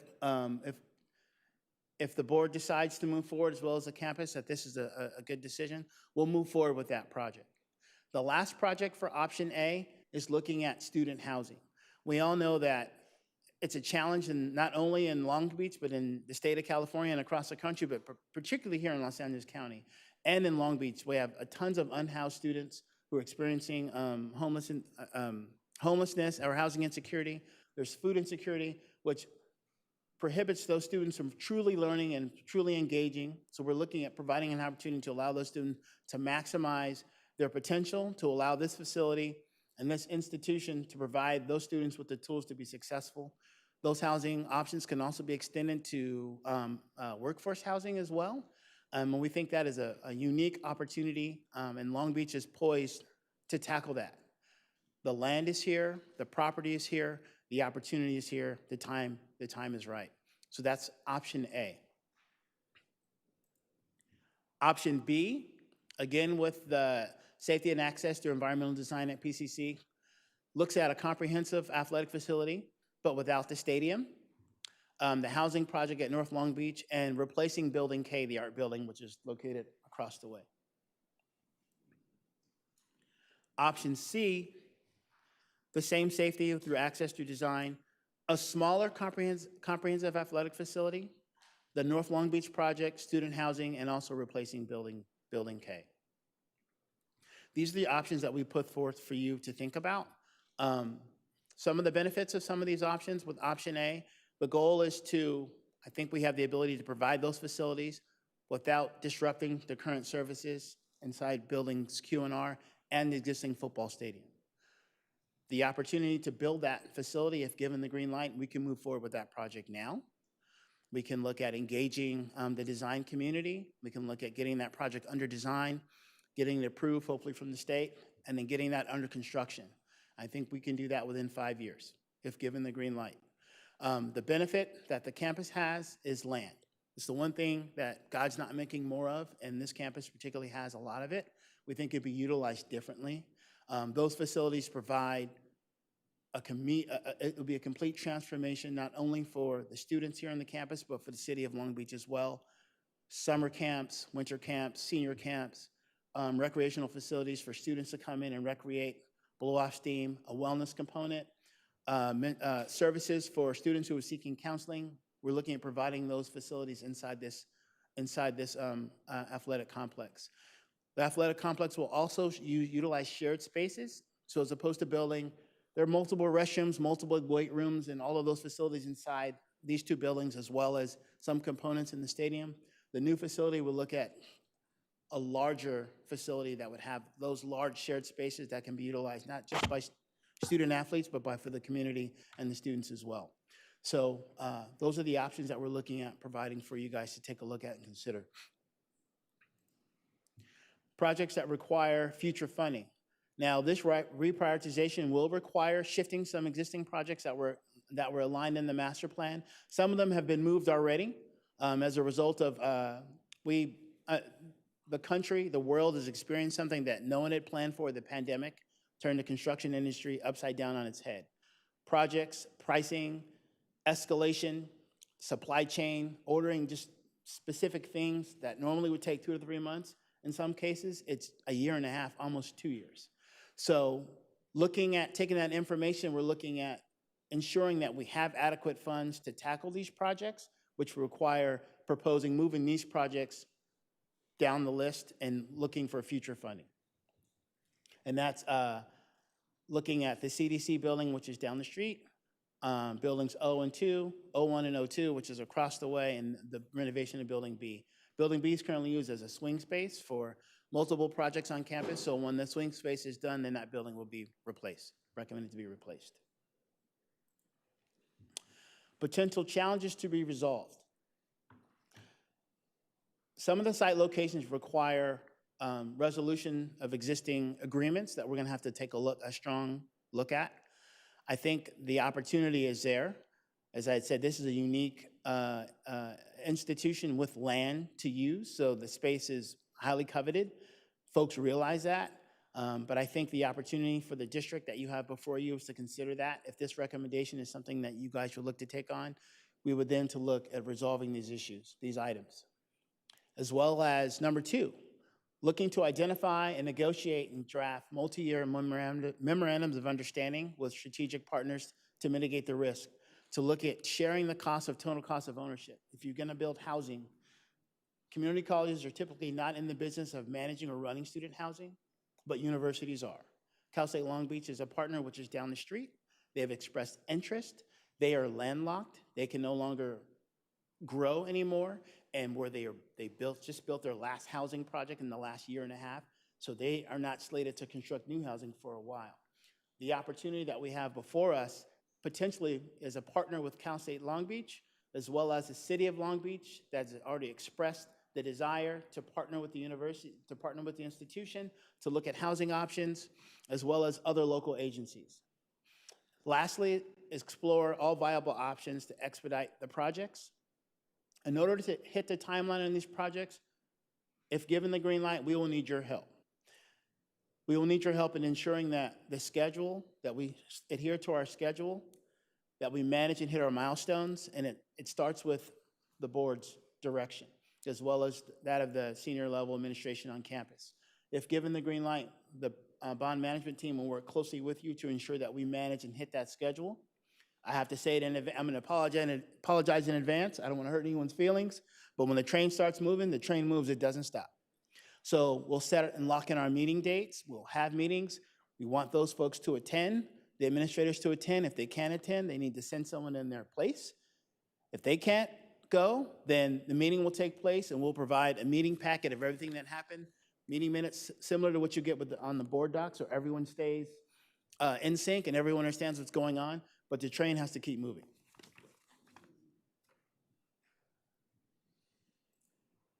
I apologize for going through that so quickly. I just wanted to make sure I got through all the slides to give you guys some time to think about it. So now we have some time left for any questions and answers. If you can't think of any questions right away, or if you have some later, on the drive home, send an email and I'll make sure we respond to them. Great. Thank you so much for this ambitious and fresh look at what we have here. We really appreciate it. And your wife would be proud of that sharp suit you got on. I'm going to turn it over to Dr. Munoz right now, who has a couple comments before we go to questions. So again, I just want to thank Hakeem and Dr. West for their vision and kind of putting fresh eyes on this and bringing this forward as recommendations. I also want to just, as a reminder, before we get into the discussion and questions and answer section, that at the previous board meeting, you did give us direction to explore a bond, the viability of a bond option for 2024, either in March or November election. And so we will be back in the June meeting. There'll be a special board meeting towards the end of June, where we'll be bringing back some of that analysis to you all. And so just thinking about some of those projects that we saw, that if you were concerned, like, well, what about those projects we saw on that list that are being shifted? Some of those, the hopes would be that those projects would, if there is a viable path forward for a 2024 bond ballot measure, that those projects could be included as part of that initiative. So I just wanted to kind of level set that. And then Dr. West, is there anything that you want to add to before we open up, that any key salient points you'd like to make before we open up for questions and discussion? I just want to mention, and as we go through, for the $15 million that is proposed for each one of the projects for safety and security, it's both PCC and LAC. So it is both campuses for that we're proposing, not just one. I just didn't want LAC to be left out. So it's both campuses. And then the last point I'll make, and I don't know if this is too ambitious, and so I would never hold you to this, even though it's being recorded and YouTubed and streamed, hundreds of thousands of times. But, the option A, option that was presented, some of my thoughts are 2028 Olympics, and knowing that Long Beach is going to be a campus for the 2028 Olympics. Any chance that if we got direction from the board, is that a viable? I know you're probably looking at me like I'm crazy, but I just want to throw that out there as another kind of, and obviously we want to do student housing as quickly as possible too for students. I don't want to make it just about the 2028 Olympics, but that's out there as well. I think should be out there. So I'm just curious. We will endeavor to deliver this project as fast as we can. We appreciate that. And see what I did there? I yes. committal. That was great. So I'm going to open this up to some questions from the board. And yes, it would be exciting if this was completed by the Olympics. I think, our priority, as Dr. Munoz mentioned, is student housing. I think that's been at the forefront for many of us. So Dr. Baxter, is that okay? Oh. Yes, please. Okay, Dr. Baxter. Okay, hello, Hakeem, good to see you. Good to see you. I just have a couple of questions. On the option A, number 2, you have down the soccer field. Don't we already have soccer fields right west of the K building? Yeah, so you do have soccer fields. Yeah. You have soccer fields on the other side, but the nature of the way the fields are designed, you can have football or soccer, and then you have track on the outside. So you can do both. No, I'm talking about west of kinesiology. On the other side over here? Yeah. There are two new soccer fields, yes. Yeah. But you would design, so the way the field lays out, you typically would have your track. Right. You would have a competition soccer field, because soccer is larger than football, and football fits within soccer. So you could do both inside the facility. So are you saying we would have the soccer fields here? In addition to those two fields, you would have the option to have another field. Okay. And then where you say one new competition court, are you talking about tennis? Basketball. Did you say basketball? Yes. So inside the athletic complex, imagine 3 basketball courts next to each other. Outside or inside? Inside. Oh, okay. This is like a small arena. Yeah. Yeah, okay. So when bleachers are retracted, so imagine these seats fold up against the wall, it opens up and you can play recreation for 3 courts. When there's a game, the bleachers come out and then the main court that you play long ways goes across. So you have the ability to, for a main competition or when there's not a game going on or an event, it's pulled back so you can have kinesiology and maximum access to the field, to the facility. Okay, so if that's basketball, where's volleyball going to be? The same court. In the same surface, just like it is now? Yes. When they play volleyball, it's also a basketball court? Yes. Okay, all right. And then you know this, that a passion of mine and Trustee Zia is the student housing. So this is something that's very near and dear to us, and I just want to say I'm thrilled that we are considering student housing in North Long Beach as well as on campus, because I think it will be an asset to the community to have a satellite center there and plus student housing. So thank you so much for your presentation. Of course.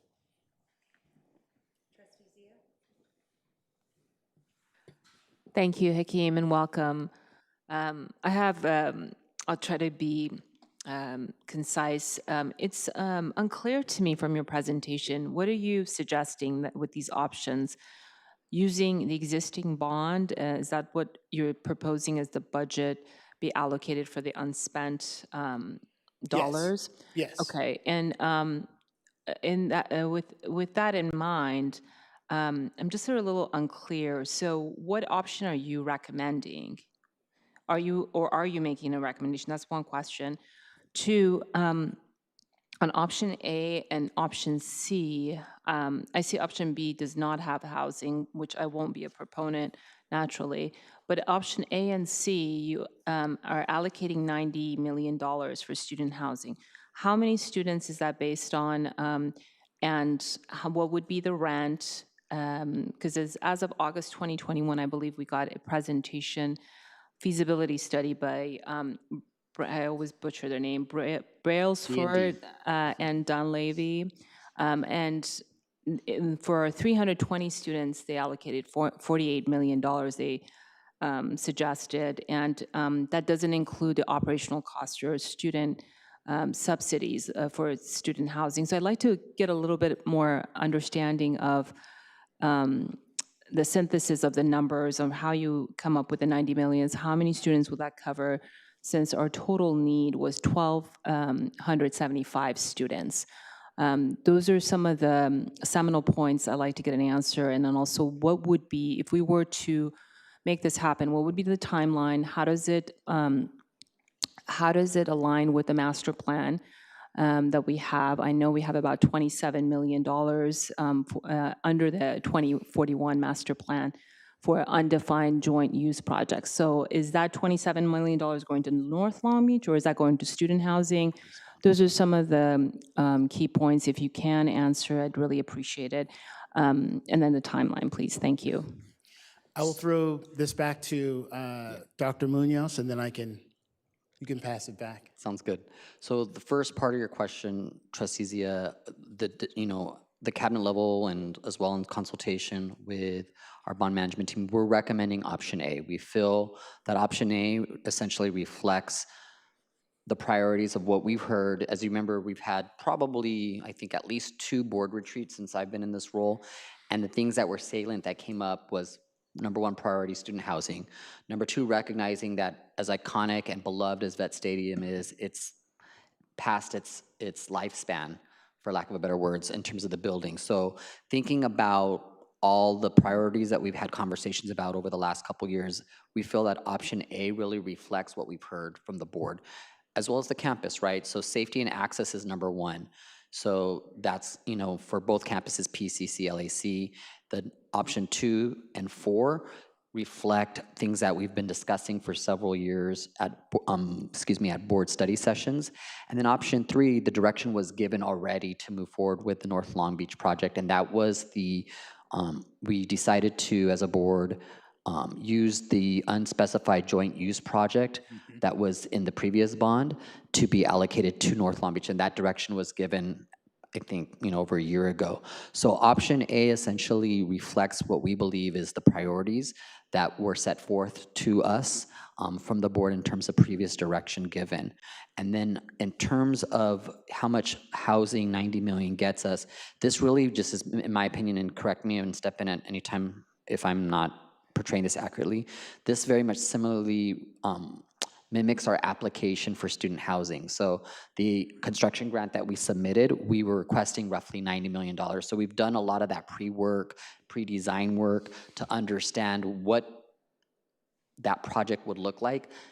Essentially what we're saying is we didn't get the 90 million from the state for the construction grant. We're gonna use our bond dollars to make this happen. How many students did that cover? It's approximately 200 beds, 90 million. And then it's proposed, if this moves forward, this would be the first phase. And then the district would have the ability to, with future, increase and add another facility later. Might it be possible to see the numbers and the permutations that you came up with? Because the numbers that we have previously received was 48 million for 320 students were the forecasted budget. And that doesn't reconcile in what you just suggested, that it would be for lower amounts but higher cost. 90 million for 200 beds, is that what you mentioned? So keep in mind the B&D study was done before the pandemic.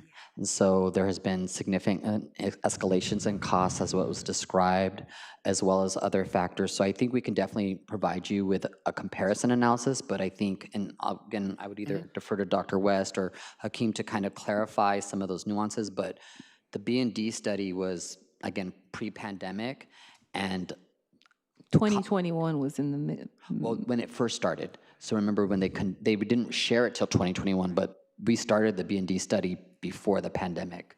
And just to be clear, just Trustee Zia, for the submission that we gave to the state, it was about 105 million, and our anticipated was 420 beds. Again, we saw significant escalation through that process. So we knew even kind of going in, because of the escalation that we were seeing across the board in goods and services and contracts and fees, that we were likely not going to hit that 420 bed number. So what Hakeem has done and the team has done is factor in those escalations that we've seen over the last few months to make sure it's a number that we can live with and we know we can manage, and also plan for the future. And so that's where he's looked at approximately 200 beds.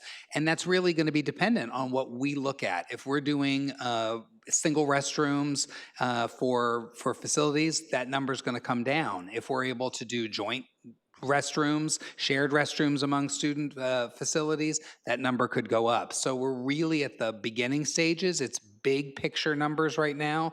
So the details you're looking for in terms of a timeline and what the rents are going to be, all of those factors we're not going to know until we kind of get your direction here today to say, yes, we're moving in the right direction. Then we're going to start to pull together those details to bring back to you.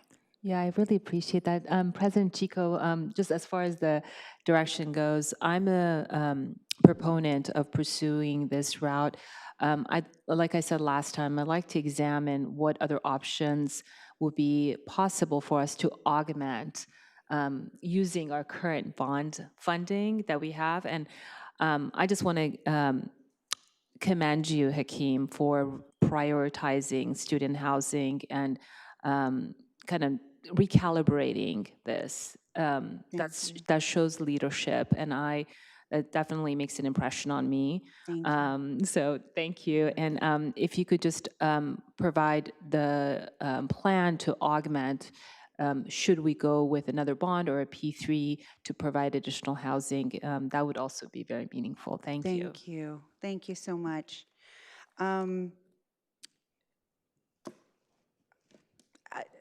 Trustee Ntuk, do you have any comments? Yeah, can you hear me okay? Yes. All right, great. Hey, thank you so much for the presentation, Hakeem. And this was previewed with Trustee Baxter and I last week at the ad hoc committee meeting we had. And so it's gotten typed up and a little more precise, but I really like the idea of using our resources we have now for the priorities that we all agree on. And I think, we've talked about student housing, this environmental design, I know that time is of the essence, that if we are really going to be, considered for anything in 2028 or 2026 World Cup, we need to have already started or start now to make it a reality. I'm supportive of option A with the larger stadium athletics, recreation, wellness facility. Continue to be supportive of North Long Beach Center, and we just got the 3 parcels of land from the city, at least approved from the city to start the discussions last week. And I agree, we're in the early phase here of what, if we don't get money from the state this year, which looks very likely it will not, that we can do it ourselves. And I think that full, assessment will look at P3, other options. How could we maximize the 90 million or approximately that amount going forward, to do something now? Because I think every 2-3 years is another cohort of students who are coming and going that don't have access and are missing out on housing opportunities. So I'm supportive of the pivot. I'm supportive of option A, and I know there's more research and evaluation that's needed before we can get to a final decision on what any of these 4 or 5 projects will look like. But I think we're going in the right direction. I just want to support the recommendation A. Thank you. I wanted to add, when we were talking about the cost and how it is so different from when we first started this. I served on the Student Housing Committee, and I served on that committee before I even decided to run for this seat. So we have been talking about this for a long time, trying to capture the vision, the right vision. This has been a priority for me as well, student housing. It's something that I've dealt with almost my entire career at the county. And I think it's great that we have this in option A. I'm really supportive of that. What I've also heard in my time here is, in addition to student housing, Vet Stadium. I mean, everybody talks about, wow, Vet Stadium, that's just a gem, but it's really run down. And, when we were there for commencement last year, I believe somebody had said that there was like a piece of the building that had fallen or was about to fall. And so I was like, okay, I don't know if this is safe or not. So that has to be a priority. That stadium offers so many opportunities for people to come visit our college, our campus, and I think it's really, really important. And we can just make it so much better and bring it into up to date with some of the newer stadiums and how they are around. And then also soccer. I'm glad that you mentioned soccer and adding additional soccer fields. That is probably the most in-demand request that I've received from the community. How can we access the soccer fields? Well, the soccer fields are all filled right now.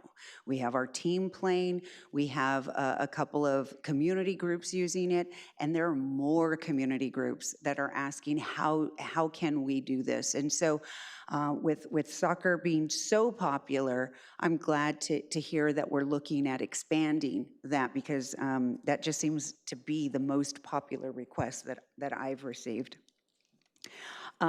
Because option A, or like Trustee Zia mentioned, option B does not have housing, so that isn't something that we would consider. And again, I think that's the priority of the entire board. We are all in agreement on that.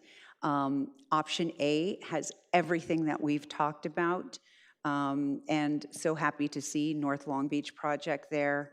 And additional student housing included in that project.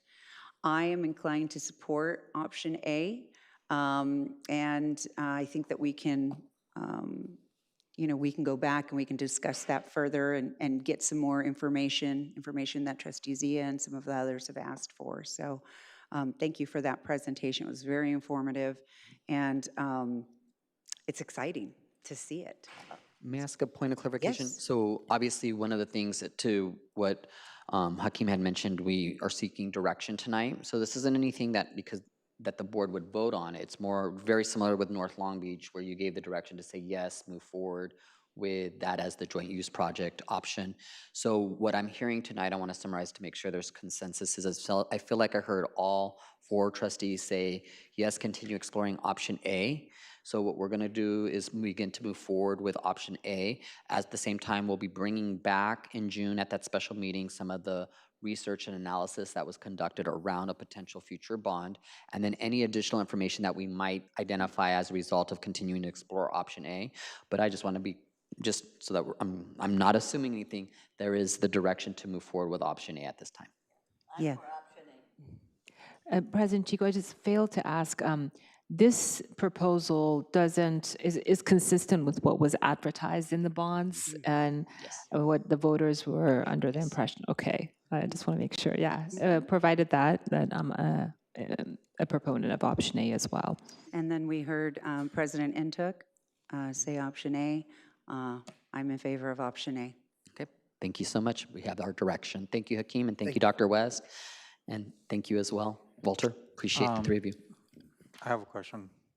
Oh, yes, I'm sorry. Student trustee Alex Hernandez, please. Hi, Hakeem. Thank you so much for your report. I do want to emphasize that housing for our students is very important, right? I heard that the numbers went from 435, correct? 410. From the first committee, right, at the housing that we had? Yeah, what we submitted to the state was we had anticipated 410 beds. Which was about 4 levels here at 4 levels and 3 levels, yes. So now it's going to be how many levels? We'll have to look at that. I don't think we have those details yet. So we'll be looking at what we can do to maximize that. Okay.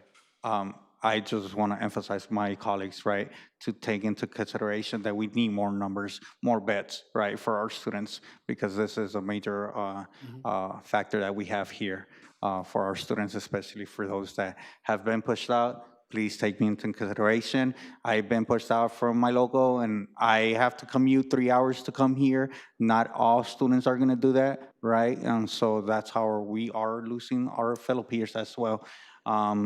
Now, I have here 385 as a proposed budget, right? And your number or available funds is 400, correct? Correct. That leaves you 15 mil?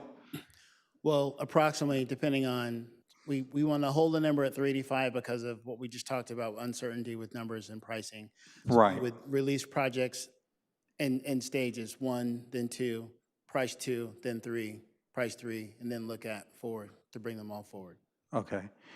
You have these numbers 1 through 4 now. Is that due to prioritize your prioritization, or is that just because that's your plan and that's all you have in there? That's just kind of how they laid out. Okay, all right. That was pretty much all my questions. Thank you. Thank you, Hakeem. Thank you so much. Those were good questions and a good reminder about how much we need student housing. We support you and amplify that. And so thank you, Hakeem. We really appreciate it. It was very thorough. And again, we appreciate a fresh look, ambitious, but a fresh perspective on this. So thank you so much. It's going to be exciting. Yeah, it will be. Thanks. Moving on to item 7.1. Report Senate Bill 1439, Campaign Contributions Agency Officers. This is an informational item. Board Counsel Vincent Ewing will provide an update on Senate Bill 1439 related to campaign contributions.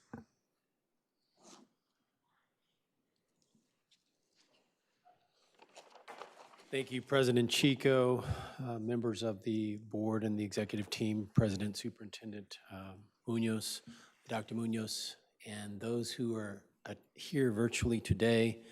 This Senate bill became effective January 1st, 2023. The big hoopla about this bill was that It originally pertained to officials that had been appointed by elected officials to commissions and boards and such, for example, planning commissioners. And the bill didn't apply to elected officials such as city attorney or city council members or persons like yourself. So the change in the law effectively made it apply to elected officials. There was input from a variety of groups to the Fair Political Practices Commission, which is an administrative agency that administers the Political Reform Act and writes regulations to implement that statute. After input from various interest groups throughout the state of California, particularly with respect to the time period to which the bill applied, the bill has since been, has undergone several proposed changes. So let me take you back to the inception of the bill or the law. The law as it was came into an existence around 1982. It was the pay-for-play statute, and what it was attempting to prevent was persons influencing, using money to influence government decisions that resulted in awards of contracts. And so the dollar amount at that time was $250, and the period of time was 3 months. So the idea behind the policy was simply that they didn't want, X person who had a entitlement or a permit or a contract coming before this body to use money to ultimately affect the award of the contract to that person. So if that person donated $250 3 months before that item was going to come before the decision-making body, the idea was that the policy was to prevent that type of conduct from happening. So the recent changes have now expanded the period of time to 12 months before any entitlement, permit, contract comes before a body. As I mentioned earlier, it also pertains to elected officials now. It did not. So you have a 12-month period, so it looks back to the donations of $250 or more. And if that donation is made to an elected official and that official believes that an item will come before that person, before that elected official, that the person who donated has a business interest in, that elected official has a choice. That elected official can give the money back, they can recuse themselves, or they cannot participate in that governmental decision. So as I mentioned, there've been a lot of changes to this evolving statute. It is in effect now, but most recently, the most recent change actually happened within the last month. And I'll summarize to you briefly what that change is. So SB 1439, it's a part of the Government Code Section 84308. It extends the laws, limits, and prohibitions to apply to local elected officials who prior to 2023 were not subject to the law for decisions in their elected positions. It extends a period in which post-proceeding contributions of more than $250 is prohibited from 3 months to 12 months after the final decision. Now, this is the information that I'm providing to you today is an update. These updates are ongoing. The Fair Political Practices Commission, in particular, the general counsel from that agency, is continuing to receive input from city attorneys and other advocacy groups that are or interested parties, cities and so forth, and there are regulations that are currently pending that will ultimately become the official regulations of the Fair Political Practices Commission, and that will help implement and further clarify the effect of this statute. Again, so as it stands now, the statute looks back, so go back 12 months, and you look at anything that you may have received that in the amount of $250 or more, and if you have a decision that you're going to be making prospectively in the year of 2023, you potentially could be required to recuse yourself from making that decision. So you look back at persons who've given you money in the amount of $250 or more for the period of 2022, and if you have reason to believe that the person that gave you money may have an item that will come before you upon which you will have to make a decision, it would be wise and be a good idea of you to have maybe a conversation with me, at the very least, have a conversation with the FPPC. The FPPC has been very solicitous and also in its communications has said to elected officials, please reach out to us. We're available as a resource. If you need an opinion from us, please do so. One of the opinions that has been requested, that is cited in the documents that I've analyzed, is an opinion from a city council member, I think in El Cajon. But there have been several requests from city council members or elected officials at different levels of this nature to the Fair Political Practices Commission. I encourage you to use them as a resource if you have any doubt. And at the very least, you can certainly shoot me an email, text, or call me, and I'll give you my view. That concludes my report. I'm happy to answer any questions. Thank you so much. It was very informative. Any questions from the board? Trustee Zia. Thank you. Did I understand you correctly, Vincent? So is this in effect now? Because I thought I heard that it's being perpetually examined or clarified. So You did hear that too. So Okay. It's in effect, and I like the use of your phrase. You said perpetually examined. That's about right. that was just how it landed for me. But yeah. So does this apply to, like, for example, purchase orders that has already been approved and are getting ratified?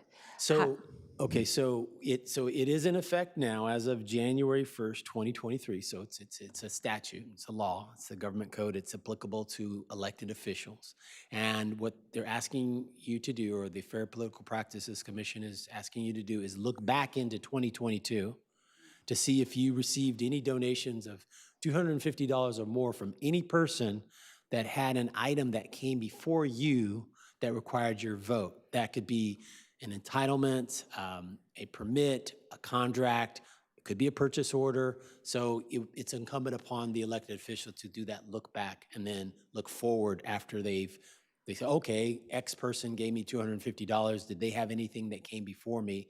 And if so, they would do the analysis and then potentially recuse themselves. Now, there may be situations where the horse has left the barn, so to speak, meaning all these things happen, the money may have come in and the vote happened, and the look back it's a moot because the decision is already made. You can't recuse yourself after the fact. Okay, so this is essentially like prospectively. So if there's something on the agenda tonight that there's like a contractor that any one of us have received a contribution, for example, for the past year, we should be mindful of that, right? Yes. For this one. For the previous one, retroactively, does it go ex post facto? So do we have, like you said, it's moot. So how would we address that element now that the decision has been Sure, and disclosed? The point you made and many arguments have been made from different interest groups pointing out just that fact. So the way that you would apply it in practice is you would look back for your 12 months and you look at your list of people who may have given you $250 or more. And then you would look forward. So it's a look back and then it's a look forward. And you look forward to see if any of those donors have an item that's going to come before you for an entitlement, a permit, a contract, something along those lines. And then, of course, you do the analysis and do the math, and you have a choice. You also have a period of time by which you could return the money, so you could participate in the government decision, or you could recuse yourself. Is there an opinion about unions and contributions from unions, and we have a project labor agreement? Has that been synthesized, or is that part of this law, or has there been any clarification? I'll look at that. I haven't seen anything yet. What I have looked at most recently is a communique addressed to persons who have my title, either city attorneys, general counsel, county councils, from the general counsel from the FPPC.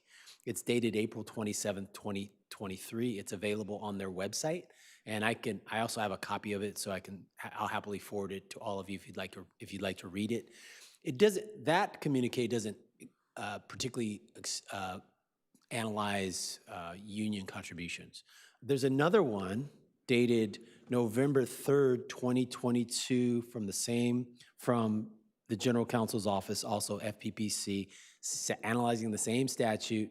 It's a little bit more in depth. This one is, this is a 9-page memo, and it talks about the interest groups who've weighed in, the League of California Cities, the Association of Political Government Attorneys, et cetera.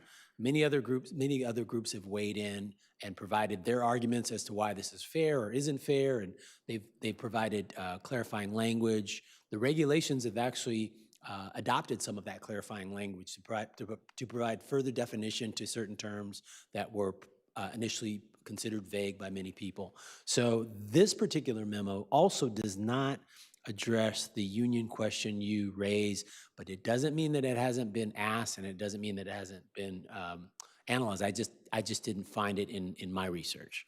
And then lastly, there's another memo dated May 8th, 2023 from the Office of the General Counsel from the Fair Political Practices Commission. And this one is a 16-pager. And this is a pretty in-depth analysis of the same statute, same interest groups, same issues, same arguments. But as you can hear from the dates I've given you, again, I like your use of the term, the perpetual analysis. It's ongoing. This got a lot of people's attention for sure when it hit the floor. So those are the documents. I'll happily share them with you if you don't already have them. Again, this document also, the one that I last referenced, May 8th, 2023, it's a memo. It doesn't address the union issue that you raised, but it doesn't mean that question has not been asked by someone else. It very well may have been. And if you've ever been to the FPPC website, there are long lists of questions and answers and opinions that are available to you. Thank you. You're welcome. Dr. Baxter? Yes, thank you, Mr. Ewing. I just want to clarify something because I don't have a legal background, and so sometimes these things confuse me. Is this memo addressing campaign contributions? Yes. Because she just asked about unions. Yes. So it is. So anybody who gave a contribution of $250 or more, whose name comes up, their company comes up with it, how do we do that? Yes. How do we put notice on that? So the short answer is yes, and then the FPPC goes into depth about the definition of contribution as set forth in Government Code Section 82015. That's also in the written materials that you have before you, and it's a very long definition. Be very candid with you, but yes, it includes campaign contributions. Okay, what about in kind? Give me an example. Let's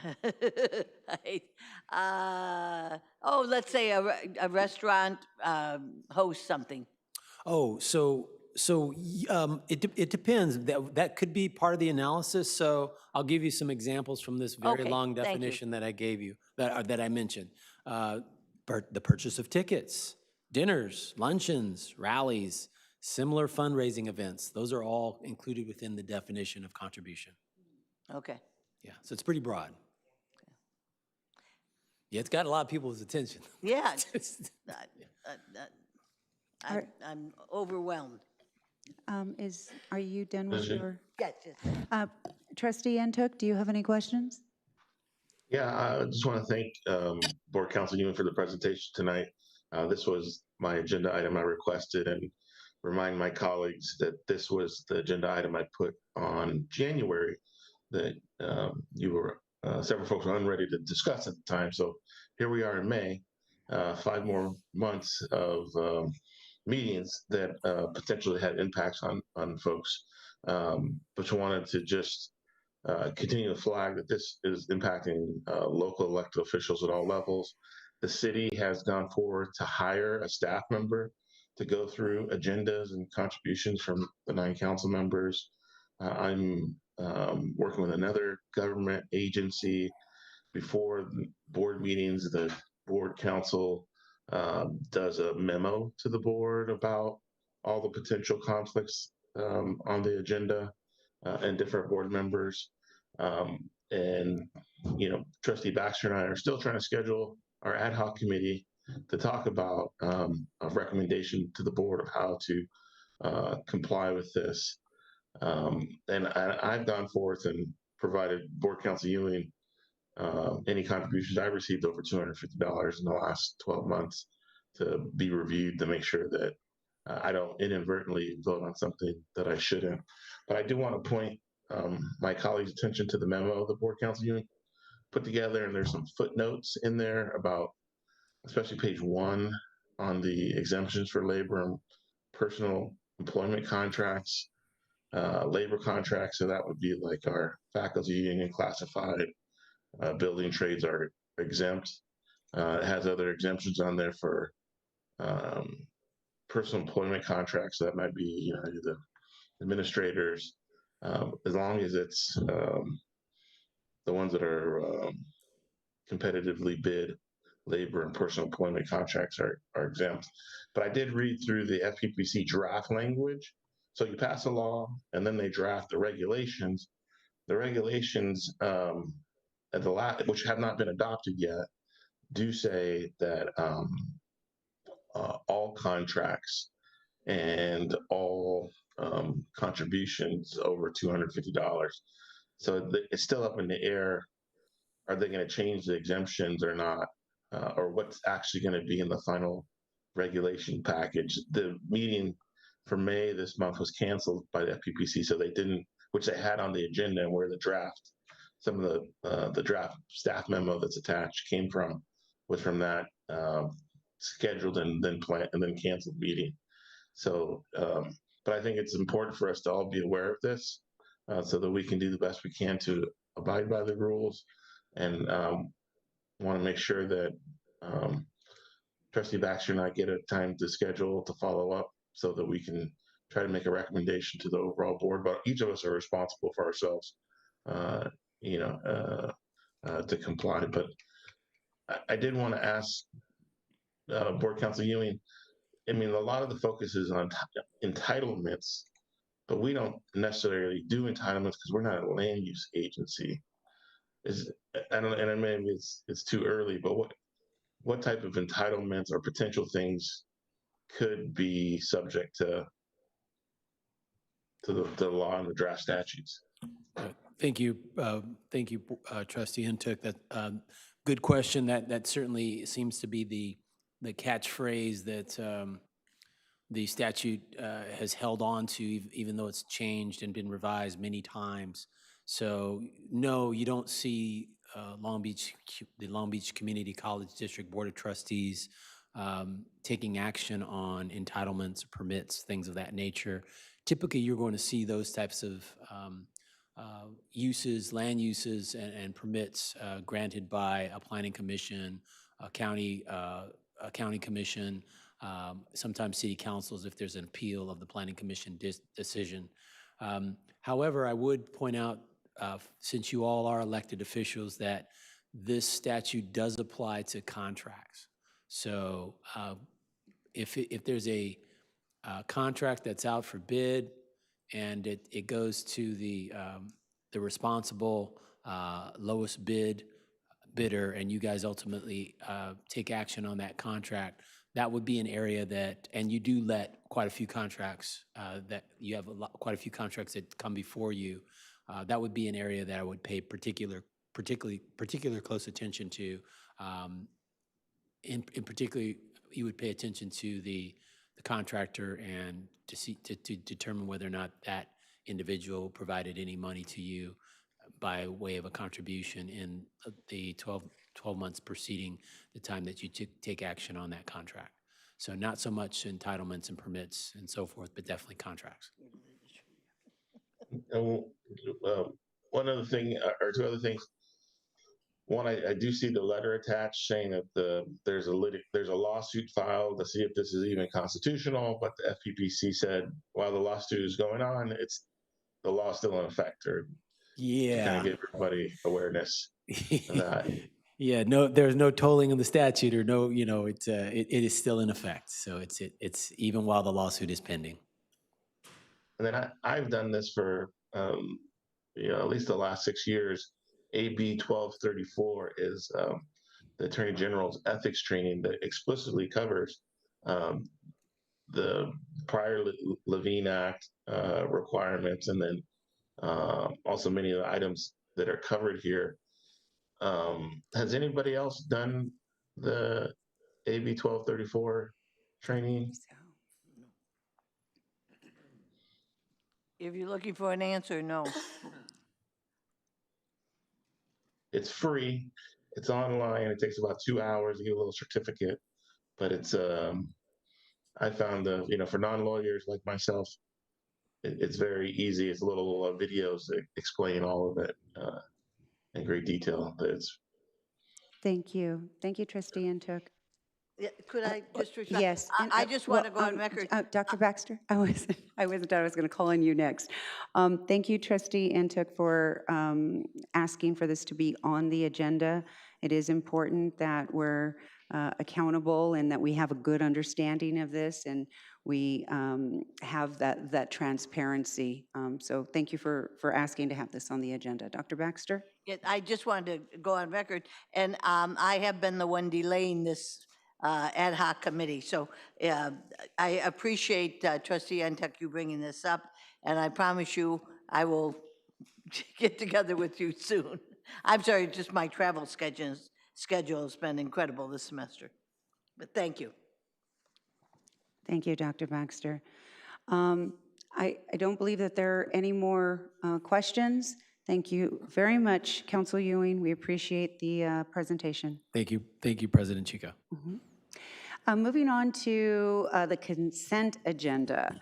Item 8.1, any item may be removed from the consent agenda and considered separately if a member of the Board of Trustees so requests. Any requests? Seeing none, we will move on to item 8.2, approval of the consent agenda. All agenda items listed under consent agenda may be acted upon by one motion to approve. Is there a motion and a second? Is there a second? I'll second. Thank you. Any discussion? Board Secretary Reese, can we have a voice vote, please? Student Trustee Hernandez. Aye. Virginia Baxter. Aye. Herlinda Chico. Aye. Uduak-Joe Ntuk.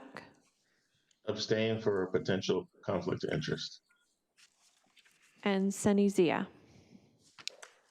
I'm going to abstain as well for potential conflict of interest, although I don't see any vendors here. I just have to go back and check.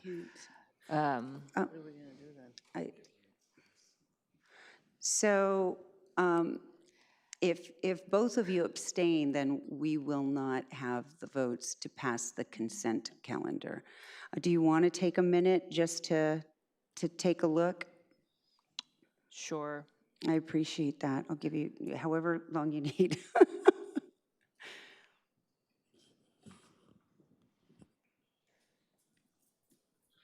Point of order, President Chico, can I say something? Yes, please. We can, since it didn't pass now, we can move forward on the agenda and come back to it at the end of the meeting for another consideration. That way we don't have to just pause the whole meeting. No, thank you so much. But I think Trustee Zia had already gone through it once and said it didn't appear that there was anything. So Trustee Zia, did you have time to look? Are you comfortable voting? If not, we can move this. I just need a minute. I'm Sure. sorry. I didn't realize that this is going to hinder us. No, it's not hindering. I mean, like Trustee Ntuk said, we can move this to the end of the meeting if you'd like. It may, let me just make sure. Sure. No I hate to problem. be the bottleneck here. No, you aren't at all. Thank I'm asking you to do this, and I appreciate your Sure. cooperation. Doesn't appear that there is any. Yeah, I don't see anything. Let me just make sure.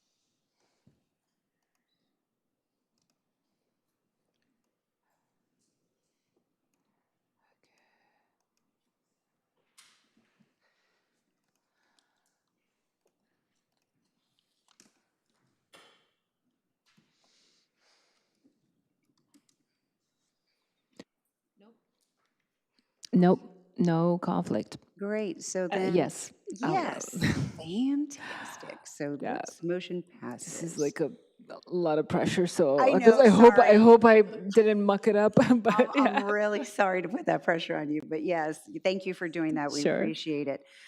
So the motion passes. The consent calendar is approved. And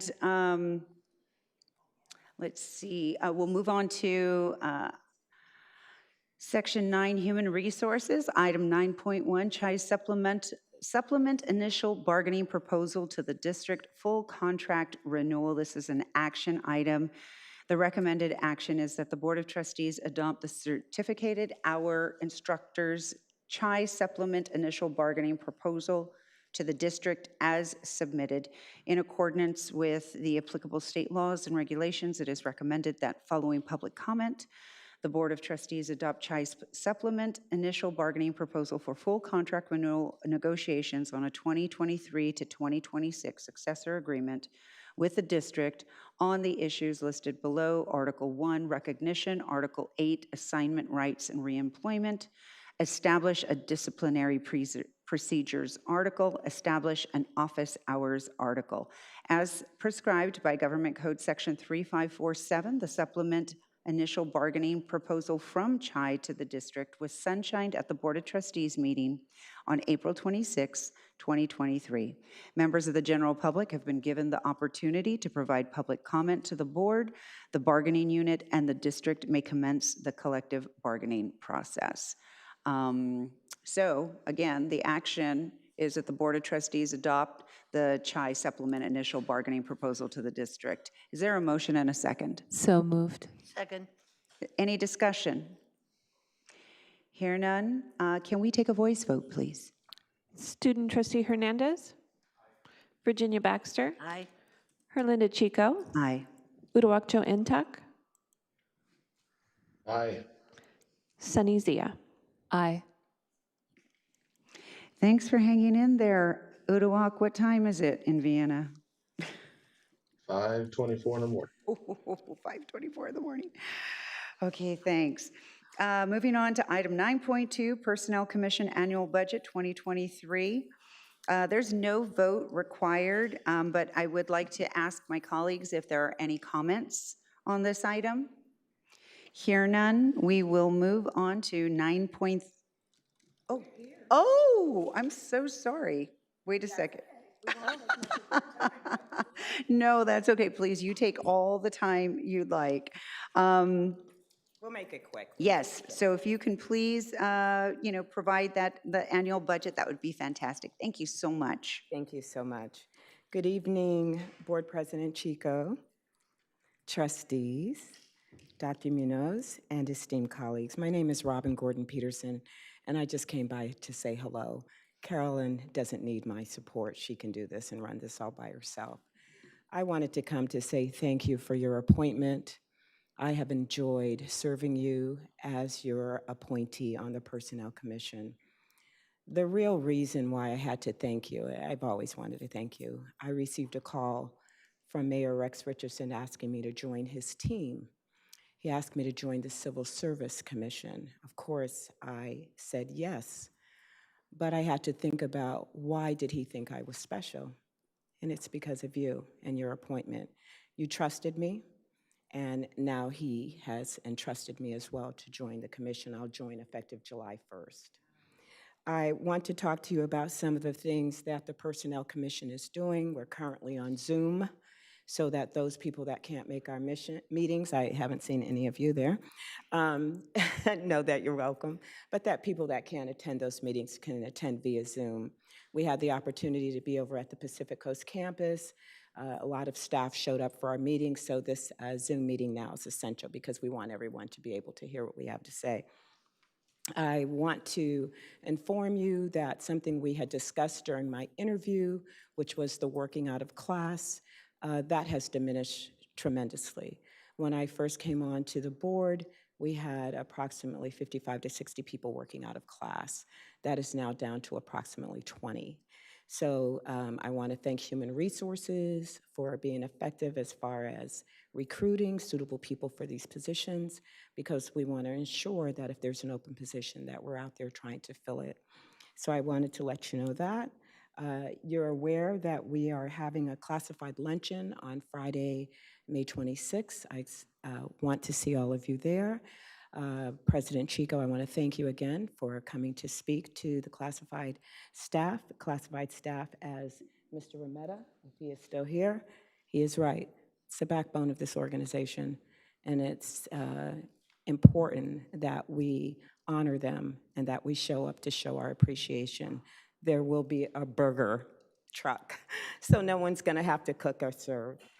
Okay, I think that I have covered everything except for one thing. You talked about student housing tonight. I took a picture of that slide. I figured if it was on Zoom, it's for public consumption. I took that picture and I texted out. I texted out to the Helping Homeless Students. Thank you, Sunny. Thank you, Ginny. Because I wanted that committee of 70 people who have been praying for student housing, I wanted them to know that the trustees are doing their job and that the president of this college wants students to have housing. This is very important to a lot of us in the community. And when you talk about voting bond indebtedness, I'm a property owner. You send that bond up, I'll vote for it. We need these improvements, and we need student housing. Let's stay the course and make certain that if we do nothing else, we get that student housing. And thank you for your continued support. Oh, I'm supposed to introduce Carolyn. I'm so busy blabbing. I forgot why we're here. Just drop the mic and walk away. I'm done, I can go home. All in style. I love it. It's okay, Commissioner. Thank you so much. Let me bring Carolyn Chrétien to you. You know who she is, but I want to let you know that I was very happy that you lent Philip to us. He is extraordinary, but she certainly can walk in his shoes. She's done an extraordinary job for us. I'm glad she's back. Thank you. Thank you. Thank you. I'm going to keep this short and sweet. Good evening, Board President Chico, honorable members of the Board of Trustees, Superintendent President Dr. Munoz, Vice Presidents and members of the public. Thank you, Commissioner Gordon-Peterson, for the kind words. I really appreciate it. And very quickly, before I proceed with the presentation about the budget, I'm sure you're excited about that, I really wanted to thank the Board of Trustees, the Personnel Commissioners, Superintendent President Dr. Munoz, VP Nashua, and last but not least, all of my dear colleagues, and I'm trying not to cry, for the kindness and support through my recovery. And I'm very happy to be back. So thank you. Back to business, I'm on a route. So now about the Personnel Commission budget. Keep it exciting, okay. So what you have in front of you is different numbers. It's first the numbers for this current fiscal year, and you will see that it's at $724,000, sorry, $724,558. For the next fiscal year, what we're proposing is a lesser budget, and there's a reduction of $26,000. And essentially, this is to show you that the Personnel Commission is very committed to being financially and fiscally responsible. And, we will return to the general funds as much money as we can by the end of the year. I was very glad to be partnering with Dr. West. Thank you again for your support. And this is what we want to present to you tonight. For the next slide, okay, it's numbers, numbers, numbers, but the bottom line is that what we're submitting is a lesser budget, and that's directly tied to the lesser salaries. In human resources, we had some staffing changes, and of course, we adapted the salaries accordingly. You have different categories. I don't know if you have any questions on these numbers or if you want me to move on. Pretty straightforward, right? Okay. So, and these are the details about the adjustment. So essentially, we had an HR manager and another confidential employees who were at the top step of the salary schedule. These employees left, and what we did with Dr. West, we budgeted the vacancy at step 5 to be more reasonable and at the top step, and then we also adjusted the new vacancy. So this is where the decrease come from, essentially the salaries and the benefits. The Personnel Commission staff is comprised of myself, and it's half of me because the other half reports to the district. My senior admin assistant, same, 50-50. And then we have one human resources manager, one HR specialist, and one technician. So when you think of the 46 classified recruitments that we have going on right now, it's not a lot of staff. But I'm grateful for VP Nashua because he always makes sure that we have the support that we need and the staffing that we need. And of course, Dr. West as well. For the operational budget, it has remained the same for the past decade or even longer. And again, we're very conservative in our expenses. So we try to return as much money as we can by the end of the fiscal year. So I won't go over this, but essentially we follow the LACO instructions and procedures when it comes to the Personnel Commission budget. And tonight we would like to obtain the Board of Trustees decision whether you intend to concur with or reject our proposed budget. And the document is signed by the Superintendent President per the LACO procedures. And so we will be sure to forward this with our budget to LACO. And that's pretty much it for my presentation, short and sweet. Great, thank you. So this is a concurrence, no vote is required, but I'm going to ask the trustees if they have any questions or comments. Trustee Zia? I just wanted to welcome you back. It's nice to see you, and wanted to also thank Robin. It's always a pleasure seeing you. Thank you so much for your service. Thank you. I think the world of you, Robin, and I'm just so grateful for you, for your work on the helping the homeless students and leading that committee. And I congratulate you, big mazel tov, for being on the Civil Service Commission. It's well-deserved. You've done such a great job for us, and it's a big testament to your qualifications. So just wanted to say that and put that on the record. Appreciate seeing you. Thank you. Are there any other comments, questions? Yes, Trustee Ntuk.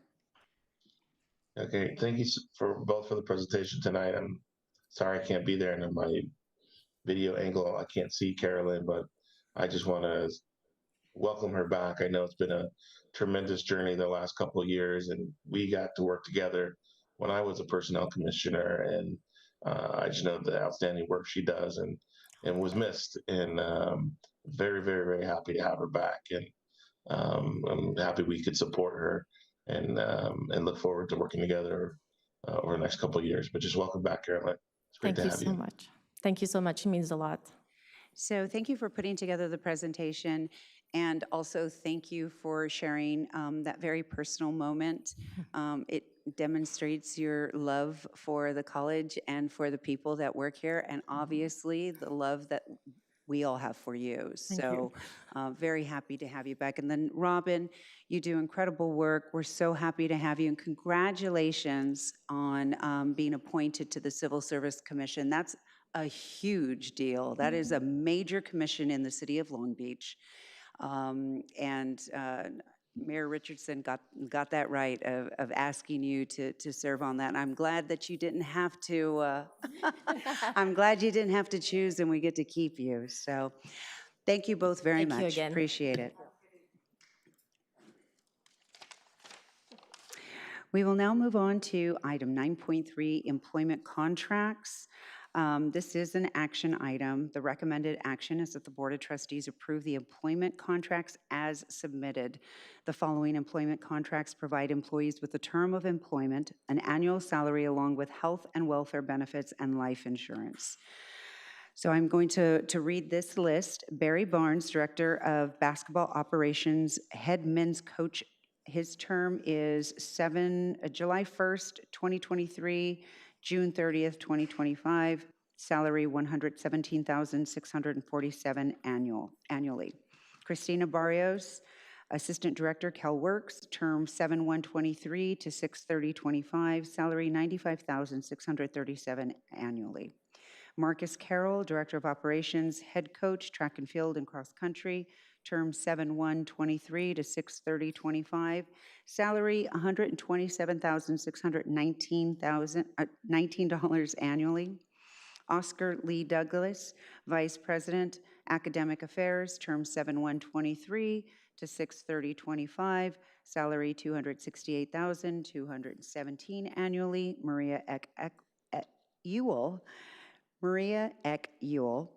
Director, Disabled Students Programs and Services, term 7/1/23 to 6/30/25, salary $151,919 annually. Yvonne Gutierrez, Dean, Enrollment Services, term 7/1/23 to 6/30/25, salary $197,115 annually. Edward Henderson, Director, Extended Opportunity Programs and Services, term 7/1/23 to 6/30/25, salary $151,919 annually. Hussam Kashu, Associate Dean, Online Learning and Educational Technology, term 7/1/23 to 6/30/25, salary $171,033 annually. Alicia Kirkwood, Associate Vice President, Pacific Coast Campus, term 5/30/23 to 6/30/25, salary $206,902 annually. Deborah Miller Calvert, Interim Dean, Student Affairs, term 7/1/23 to 12/31/23, salary $79,749.50. Loy Nashua, Vice President, Human Resources, term 7/1/23 to 6/30/25, salary $268,217 annually. Kristen Olson, Associate Vice President, Human Resources, term 7/1/23 to 6/30/25, salary $210,006 annually. Elizabeth Orr, Dean of Social and Behavioral Sciences, term 7/1/23 to 6/30/25, salary $187,123 annually. Guadalupe Pasillas, Director, High School Outreach and Educational Partnerships, term 7/1/23 to 6/30/25, salary $123,650 annually. Elijah Sims, Interim Director, Long Beach College Promise, term 7/1/23 to 6/30/24, salary $146,819 annually. Javier Villasenor, Interim Dean, Counseling and Student Support Services, term 7/1/23, 12/31/23, salary $83,737.50. So I will need a motion and a second. So moved. Second. Any discussion? Trustee Zia. Just briefly, I wanted to congratulate all those folks that are up for their contracts, and what a great team we have, and big congratulations to them. I'll gladly vote for this item. Thank you. Can Can we have a voice vote, Board Secretary Reese? No student trustee vote on this item. Virginia Baxter. Aye. Herlinda Chico. Aye. Uduak-Joe Ntuk. Aye. Sunny Zia. Aye. Great, thank you. Item 10.1, new modified and inactivated programs. This is an action item.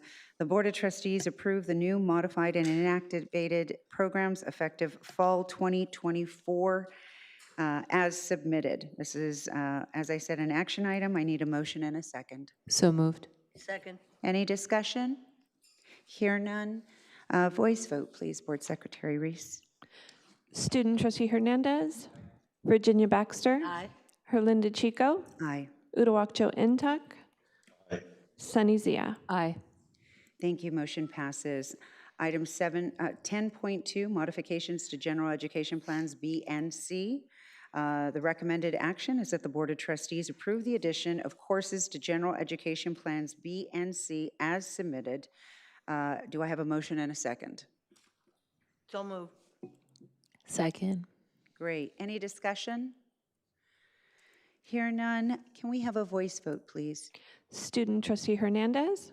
Virginia Baxter. Aye. Herlinda Chico. Aye. Uduak-Joe Ntuk. Aye. Sunny Zia. Great. Item 10.3, new, modified, and inactivated courses. It's recommended that the Board of Trustees approve the new, modified, and inactivated courses effective fall 2024 as submitted. I need a motion and a second. So moved. Second. Any discussion? Can I just say something? Yes. I am happy to see that we are adding barbering. Yes. We used to send students to downtown Long Beach someplace for the barbering. So I think this is wonderful and another potential career and a small business opportunity also. So I just want to say nice things about that.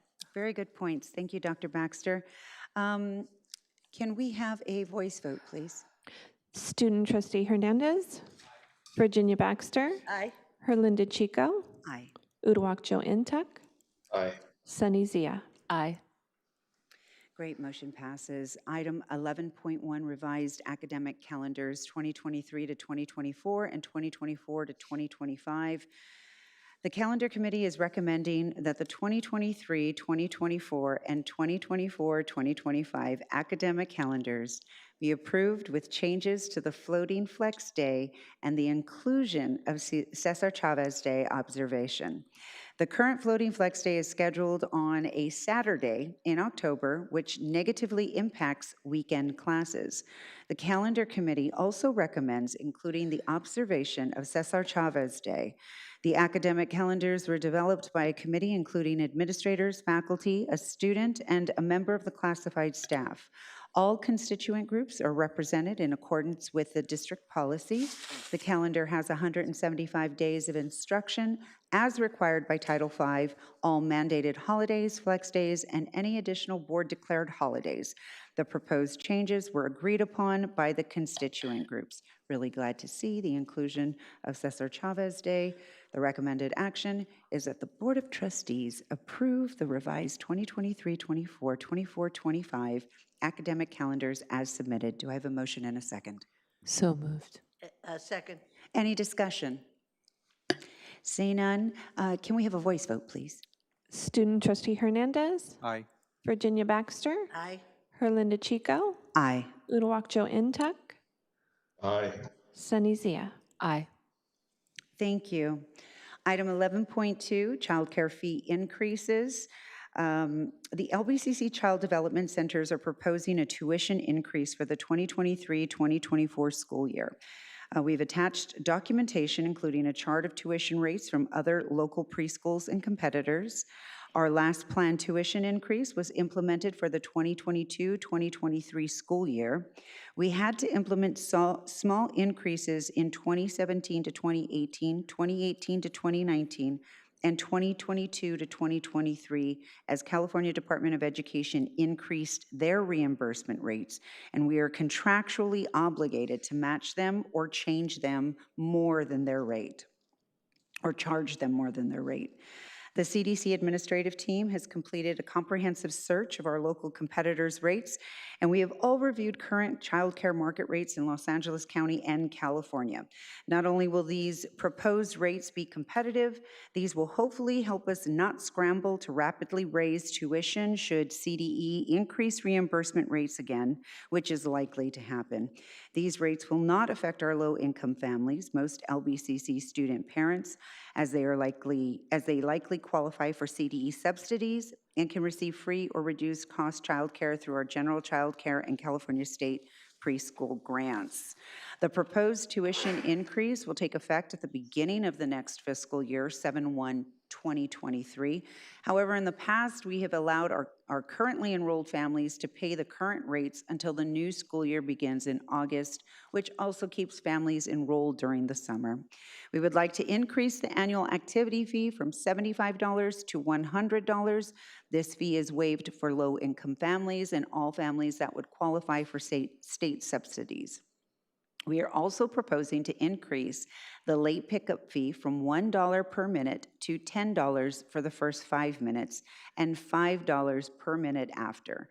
This increase was recommended by our state analyst during the last on-site audit. Late pickups happen rarely, but when they do occur, staff must remain on site with the child that is here late, and then we pay these classified staff members overtime. Following the guidelines in the AFT contract, $1 per minute does not cover the costs of paying 2 staff members overtime.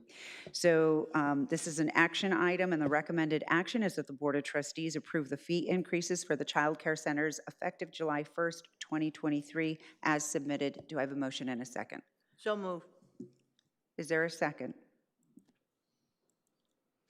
Second. Thank you. Any discussion? Trustee Zia. Thank you, President Chico. Unfortunately, I am not convinced with the details provided that there won't be any impact on the working poor and the low income. I see qualifying words like likely not going to impact. And then again, this is not to impugn our staff. I just don't like raising fees on childcare. It already is a hindrance for working families. I think we have a lot of opportunities to save money from other spending that we could be more frugal with. And I won't be able to support this fee increase. Lastly, the late pickup fee, if anybody has read the book Freakonomics or seen the movie, you could see that it is very illuminating, that incentive. It was applied in Tel Aviv in Israel, and it wasn't effective. So I would caution against increasing the fee on the late pickup fees, provided that it doesn't affect our classified staff. I do think there's plenty of other opportunities to save money. Therefore, I'll be voting no for this item. Thank you. Thank you. Board Secretary, can we please have a voice vote? Student Trustee Hernandez. Aye. Virginia Baxter. Aye. Herlinda Chico. Aye. Uduak-Joe Ntuk. Aye. Sunny Zia. Nay. Thank you. Motion passes.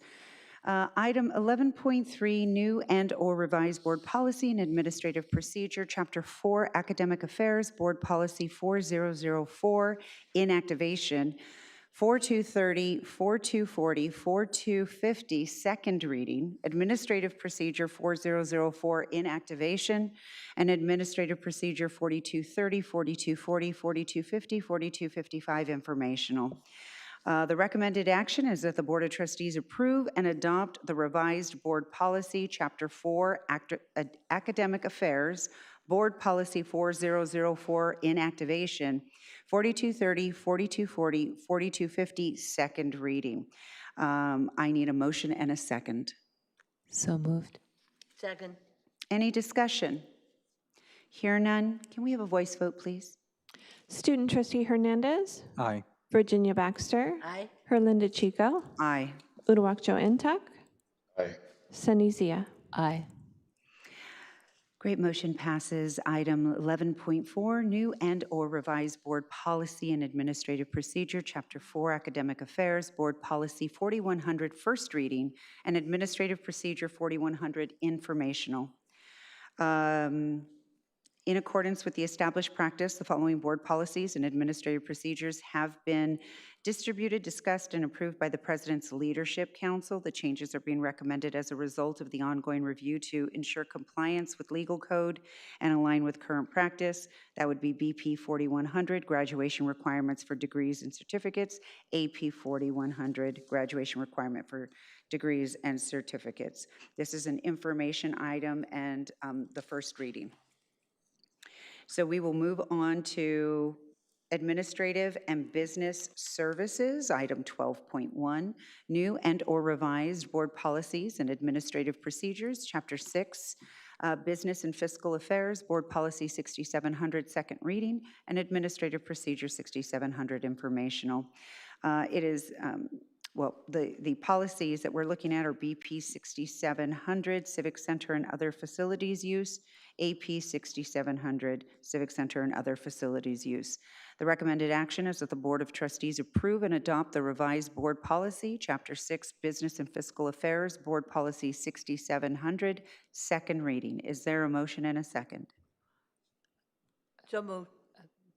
Do we need, is this an action item or is it just It a is. reading? Okay, so second. Thank you. Any discussion? Hear none. Can we have a voice vote, please? Student trustee Hernandez, Aye.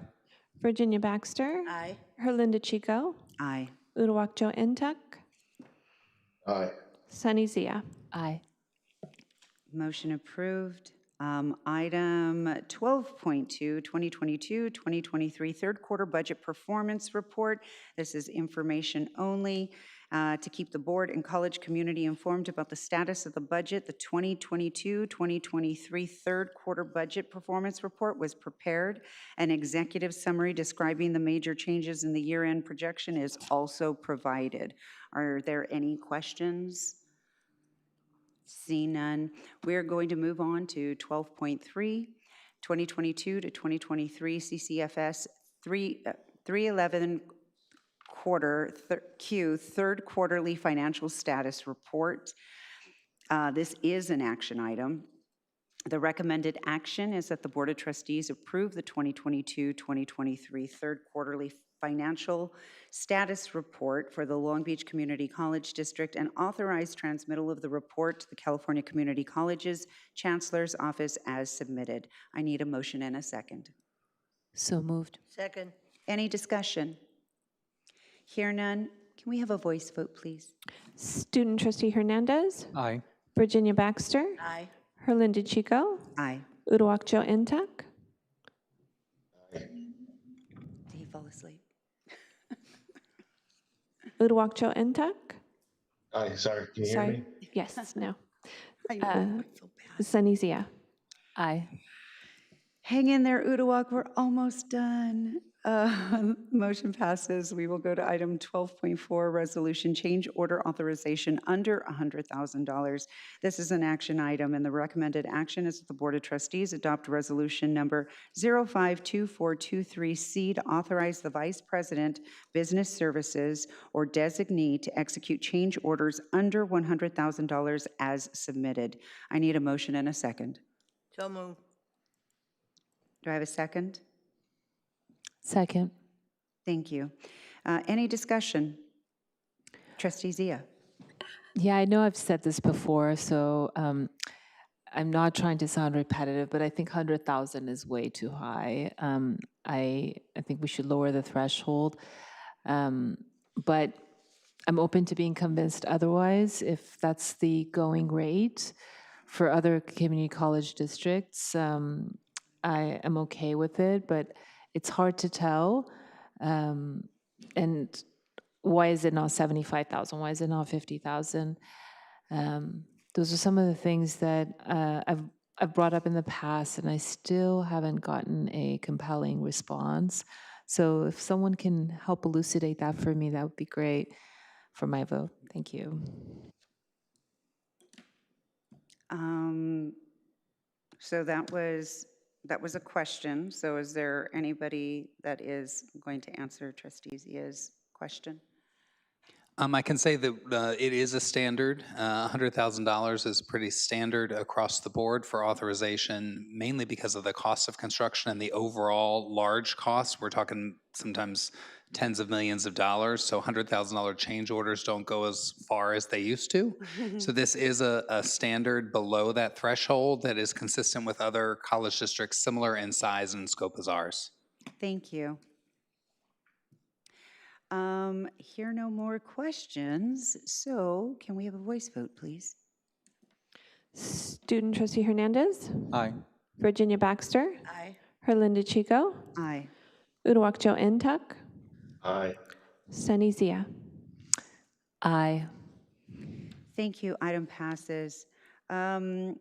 Item 12.5, resolution disposal of district property with a collective value of under $5,000.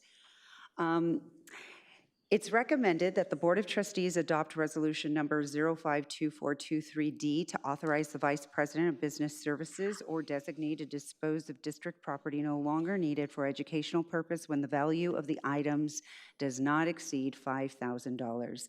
Should the property's value be less than the costs of arranging a sale, it may be donated to a board-approved charitable organization or disposed of properly or recycled. This resolution is valid through June 30th, 2024, and needs to be renewed prior to that date to carry forward. This is an action item. I need a motion and a second. So moved. Second. Thank you. Discussion? Yes. Yes. Yes, I just want to make a statement that if any of these things that we are disposing of, if they are books, I want you to contact me. You knew I was going to say this. And Gary Fielding, one of my constituents, and I will donate them to the Lakewood Public Library. Oh, fantastic. Thank you. Also, I do have a question. The board-approved charitable organizations, is there an existing list of board-approved charitable organizations, or is that something that needs to be put together? I'm not sure of that, but we can look into that for you and see and make sure that list. I'll take that as an action item for me to go find out. Please. Thank you so much. Okay, can we have a voice vote, please? Student trustee Hernandez. Aye. Virginia Baxter. Aye. Herlinda Chico. Aye. Uduak-Joe Ntuk. Aye. Sunny Zia. Aye.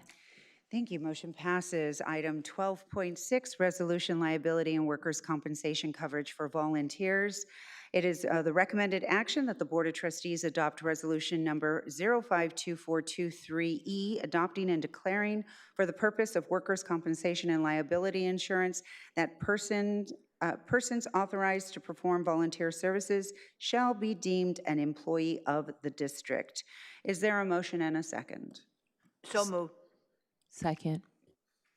Any discussion? Oh, go ahead. I'm sorry. Just one thing. This is very important. We have so many people volunteer for us, and they would be hesitant to act as volunteers if we did not have this coverage. Thank you. Can we please have a voice vote? Student trustee Hernandez. Aye. Virginia Baxter. Aye. Herlinda Chico. Aye. Uduak-Joe Ntuk. Aye. Sunny Zia. Aye. Thank you. Motion passes. Item 12.7, 2023 to 2024 institutional memberships. It is the recommended action that the Board of Trustees approve the 2023-2024 institutional memberships as submitted. Is there a motion and second? So moved. Second. Any discussion? Just one comment. Please. And that is, I salute the district for doing this now, because normally it happens in September and October, and organizations are calling and saying, why aren't we paid? So thank you very much. Thank you. I said. Board Secretary Reese, can we have a voice vote, please? Student trustee Hernandez. Aye. Virginia Baxter. Aye. Herlinda Chico. Aye. Uduak-Joe Ntuk. Aye. Sunny Zia. Aye. Thank you. Motion passes. We will move on to Student Services, item 13.1, Revised Board Policy and Administrative Procedure, Chapter 5, Student Services, Board Policy 5040, 5900, first reading, and Administrative Procedure 5040, 5900, informational. So this is first reading, information, BP 5040, Student Records Directory, Information and Privacy, AP 5040, Student Records Directory Information Privacy, BP 5900, Preferred Name, AP 5900, Preferred Name. We will move on now to reports. 14.1 is Board of Trustees reports. Who would like to go first? Okay, Dr. Baxter. Okay. First, I want to apologize. I had 11 photographs to send, and there's something wrong with my phone, so it is not Dario's fault. So I'm just going to talk quickly.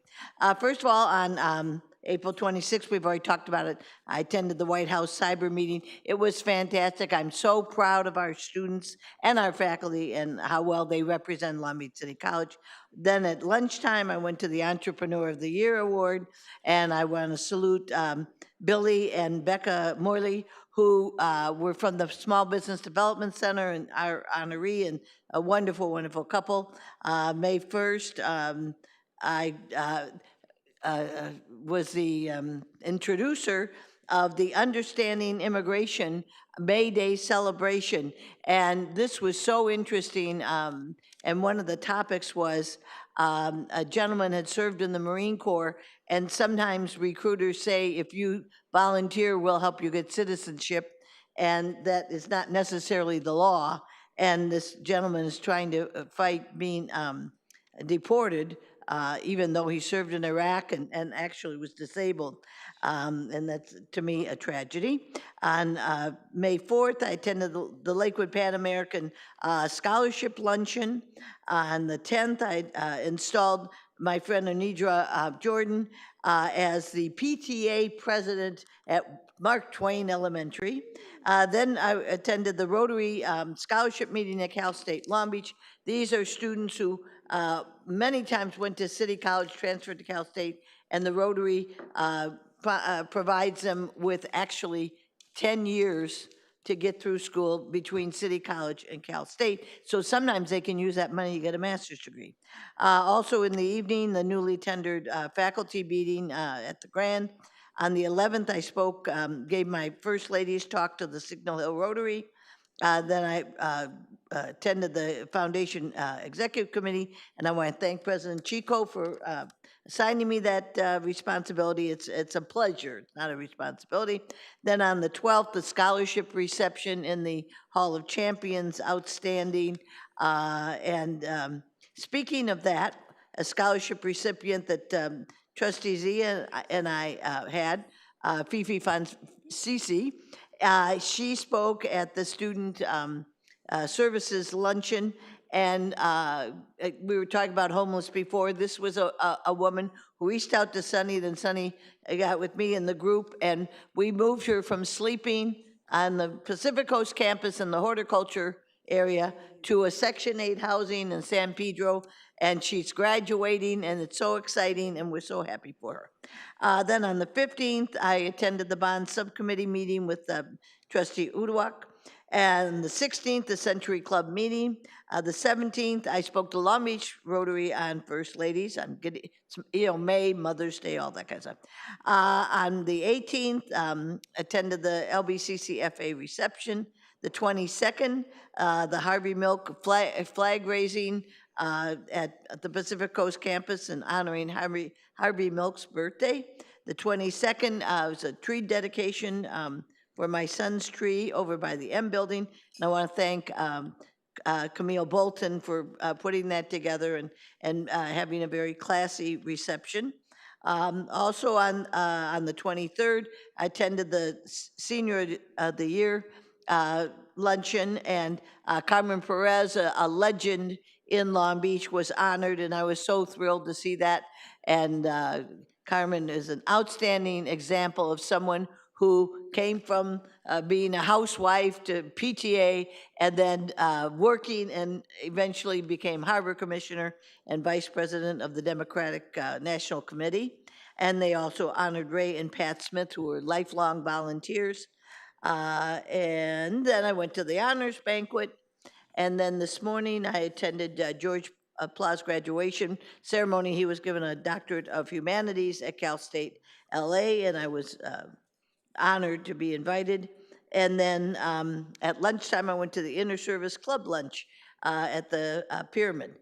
Last thing, I want to adjourn the meeting in memory of, I got 1916, Betty Avery. Betty Avery was one of the most outstanding classified people, worked in fiscal affairs. She unfortunately passed away. I'm going to hand this to you, but just a wonderful person, very involved in AFT, and an outstanding person, and our hearts go out to Betty's family. That was quick. Thank you so much. Trustee Zia? Sure. Dario, can you please pull up the picture? On May 8th, the world lost a radiant gem and inspiration for me and so many across the world, Rick Cameron. Rick is survived by his 3 children, Candace, Brooke Cameron, Richard Tyler Cameron, and Tatum Page Cameron, as well as his partner, Meredith Martino. I don't have the heart, but will try to find the words to capture the profound impact Rick has had in this world. I had the great privilege of having Rick in my life as one of my most closest friends, confidants, and supporters for the past 15 years.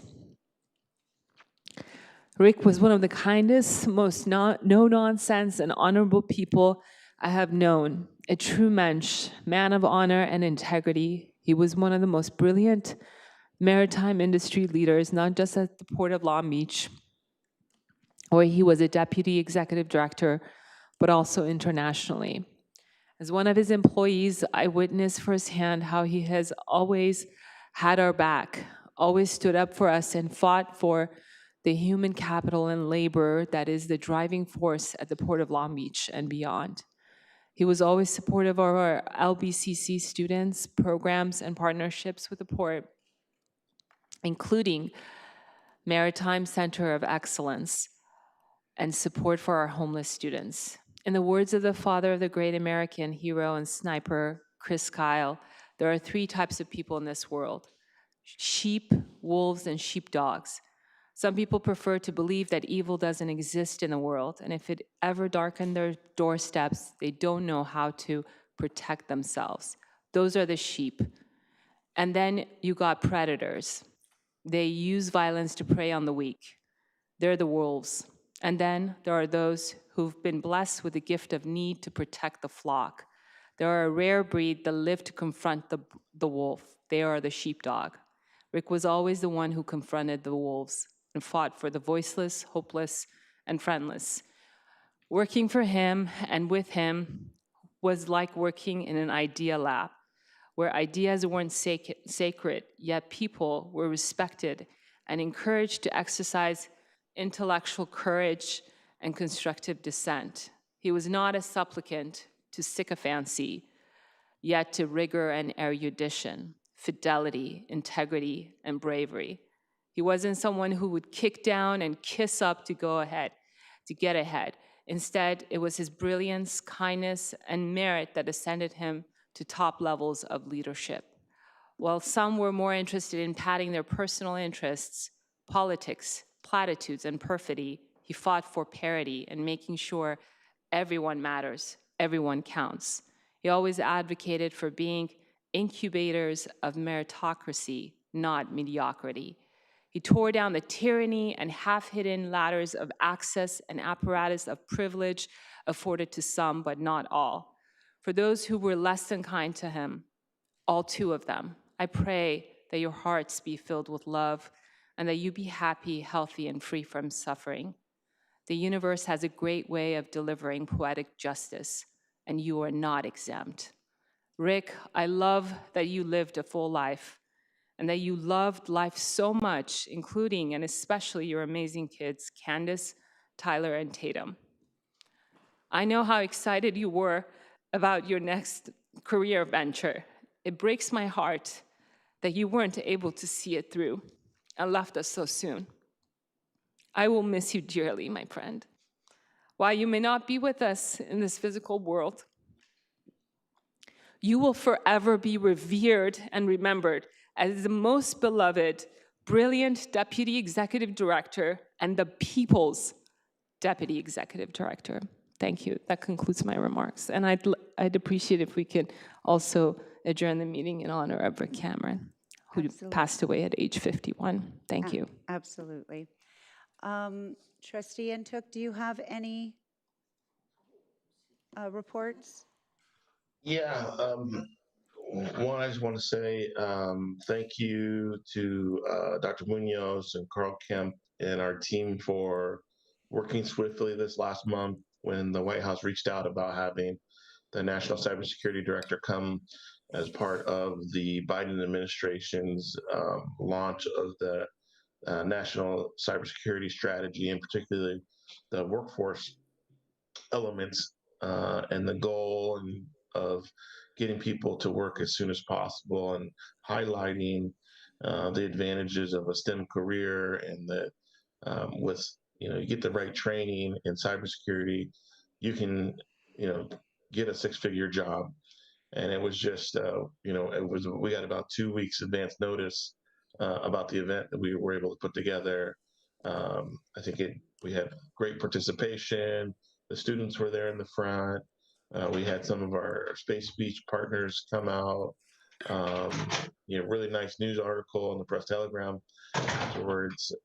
But it was just really, I wanted to say, a good team effort in relatively short order to pull that off, and just was really happy with how that came together. I'm traveling right now, but have been involved the last week.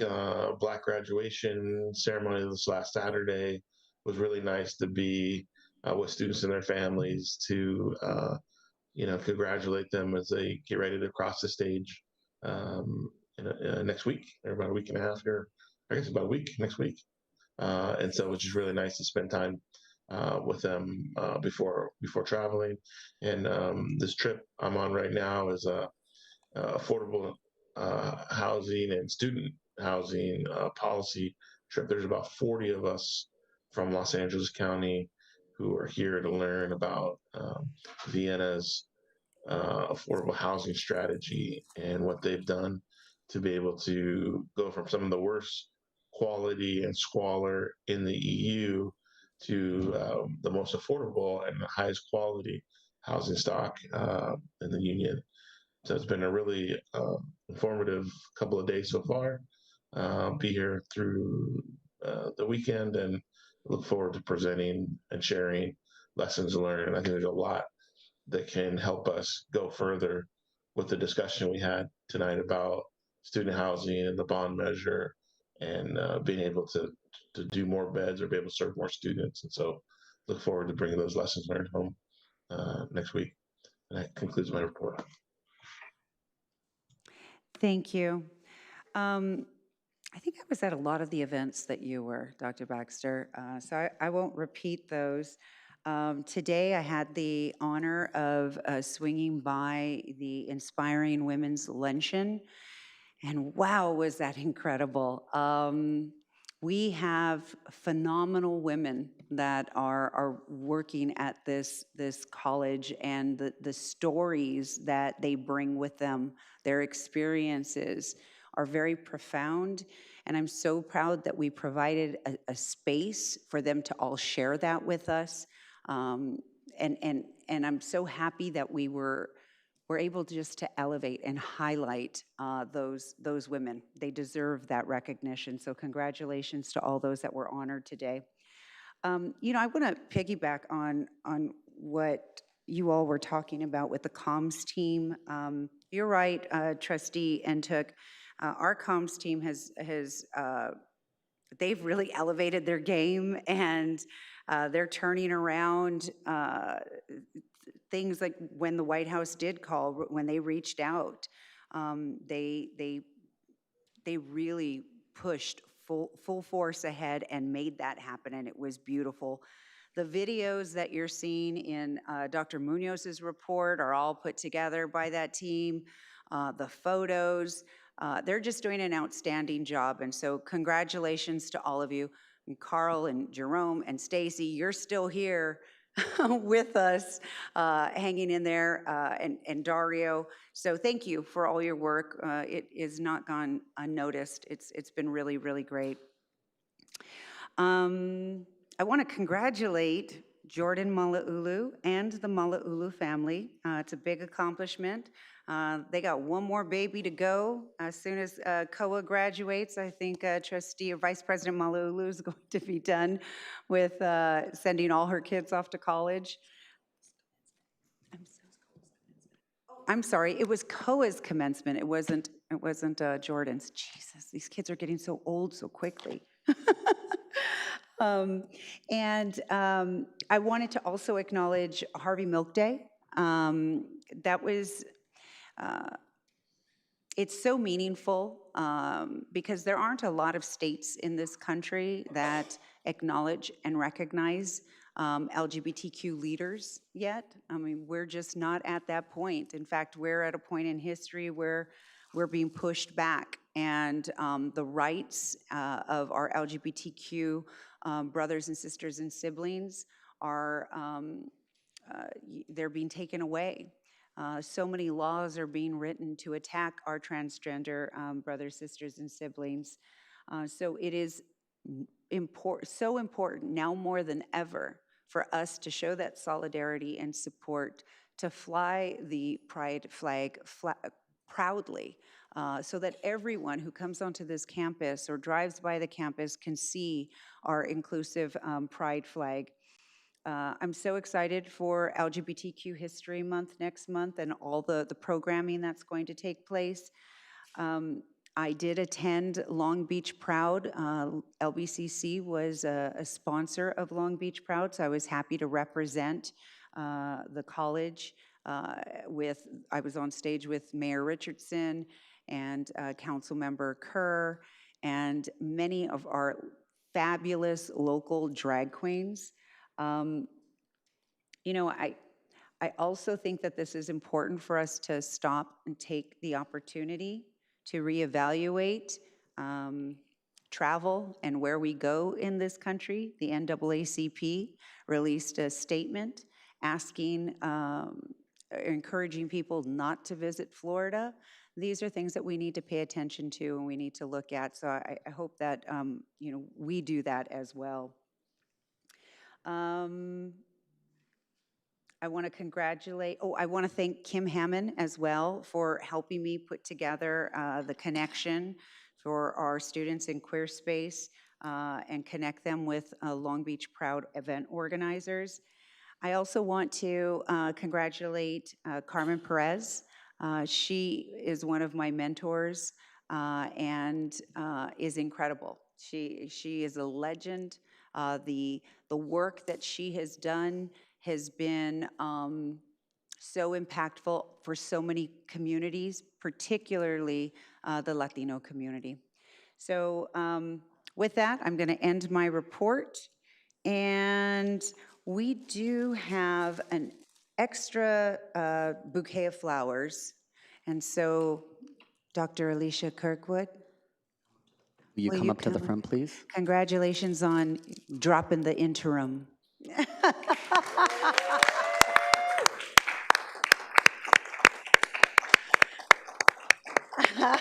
had an extra bonus bouquet here, so thought it was we wanted to present you with it, so thank you. Yes.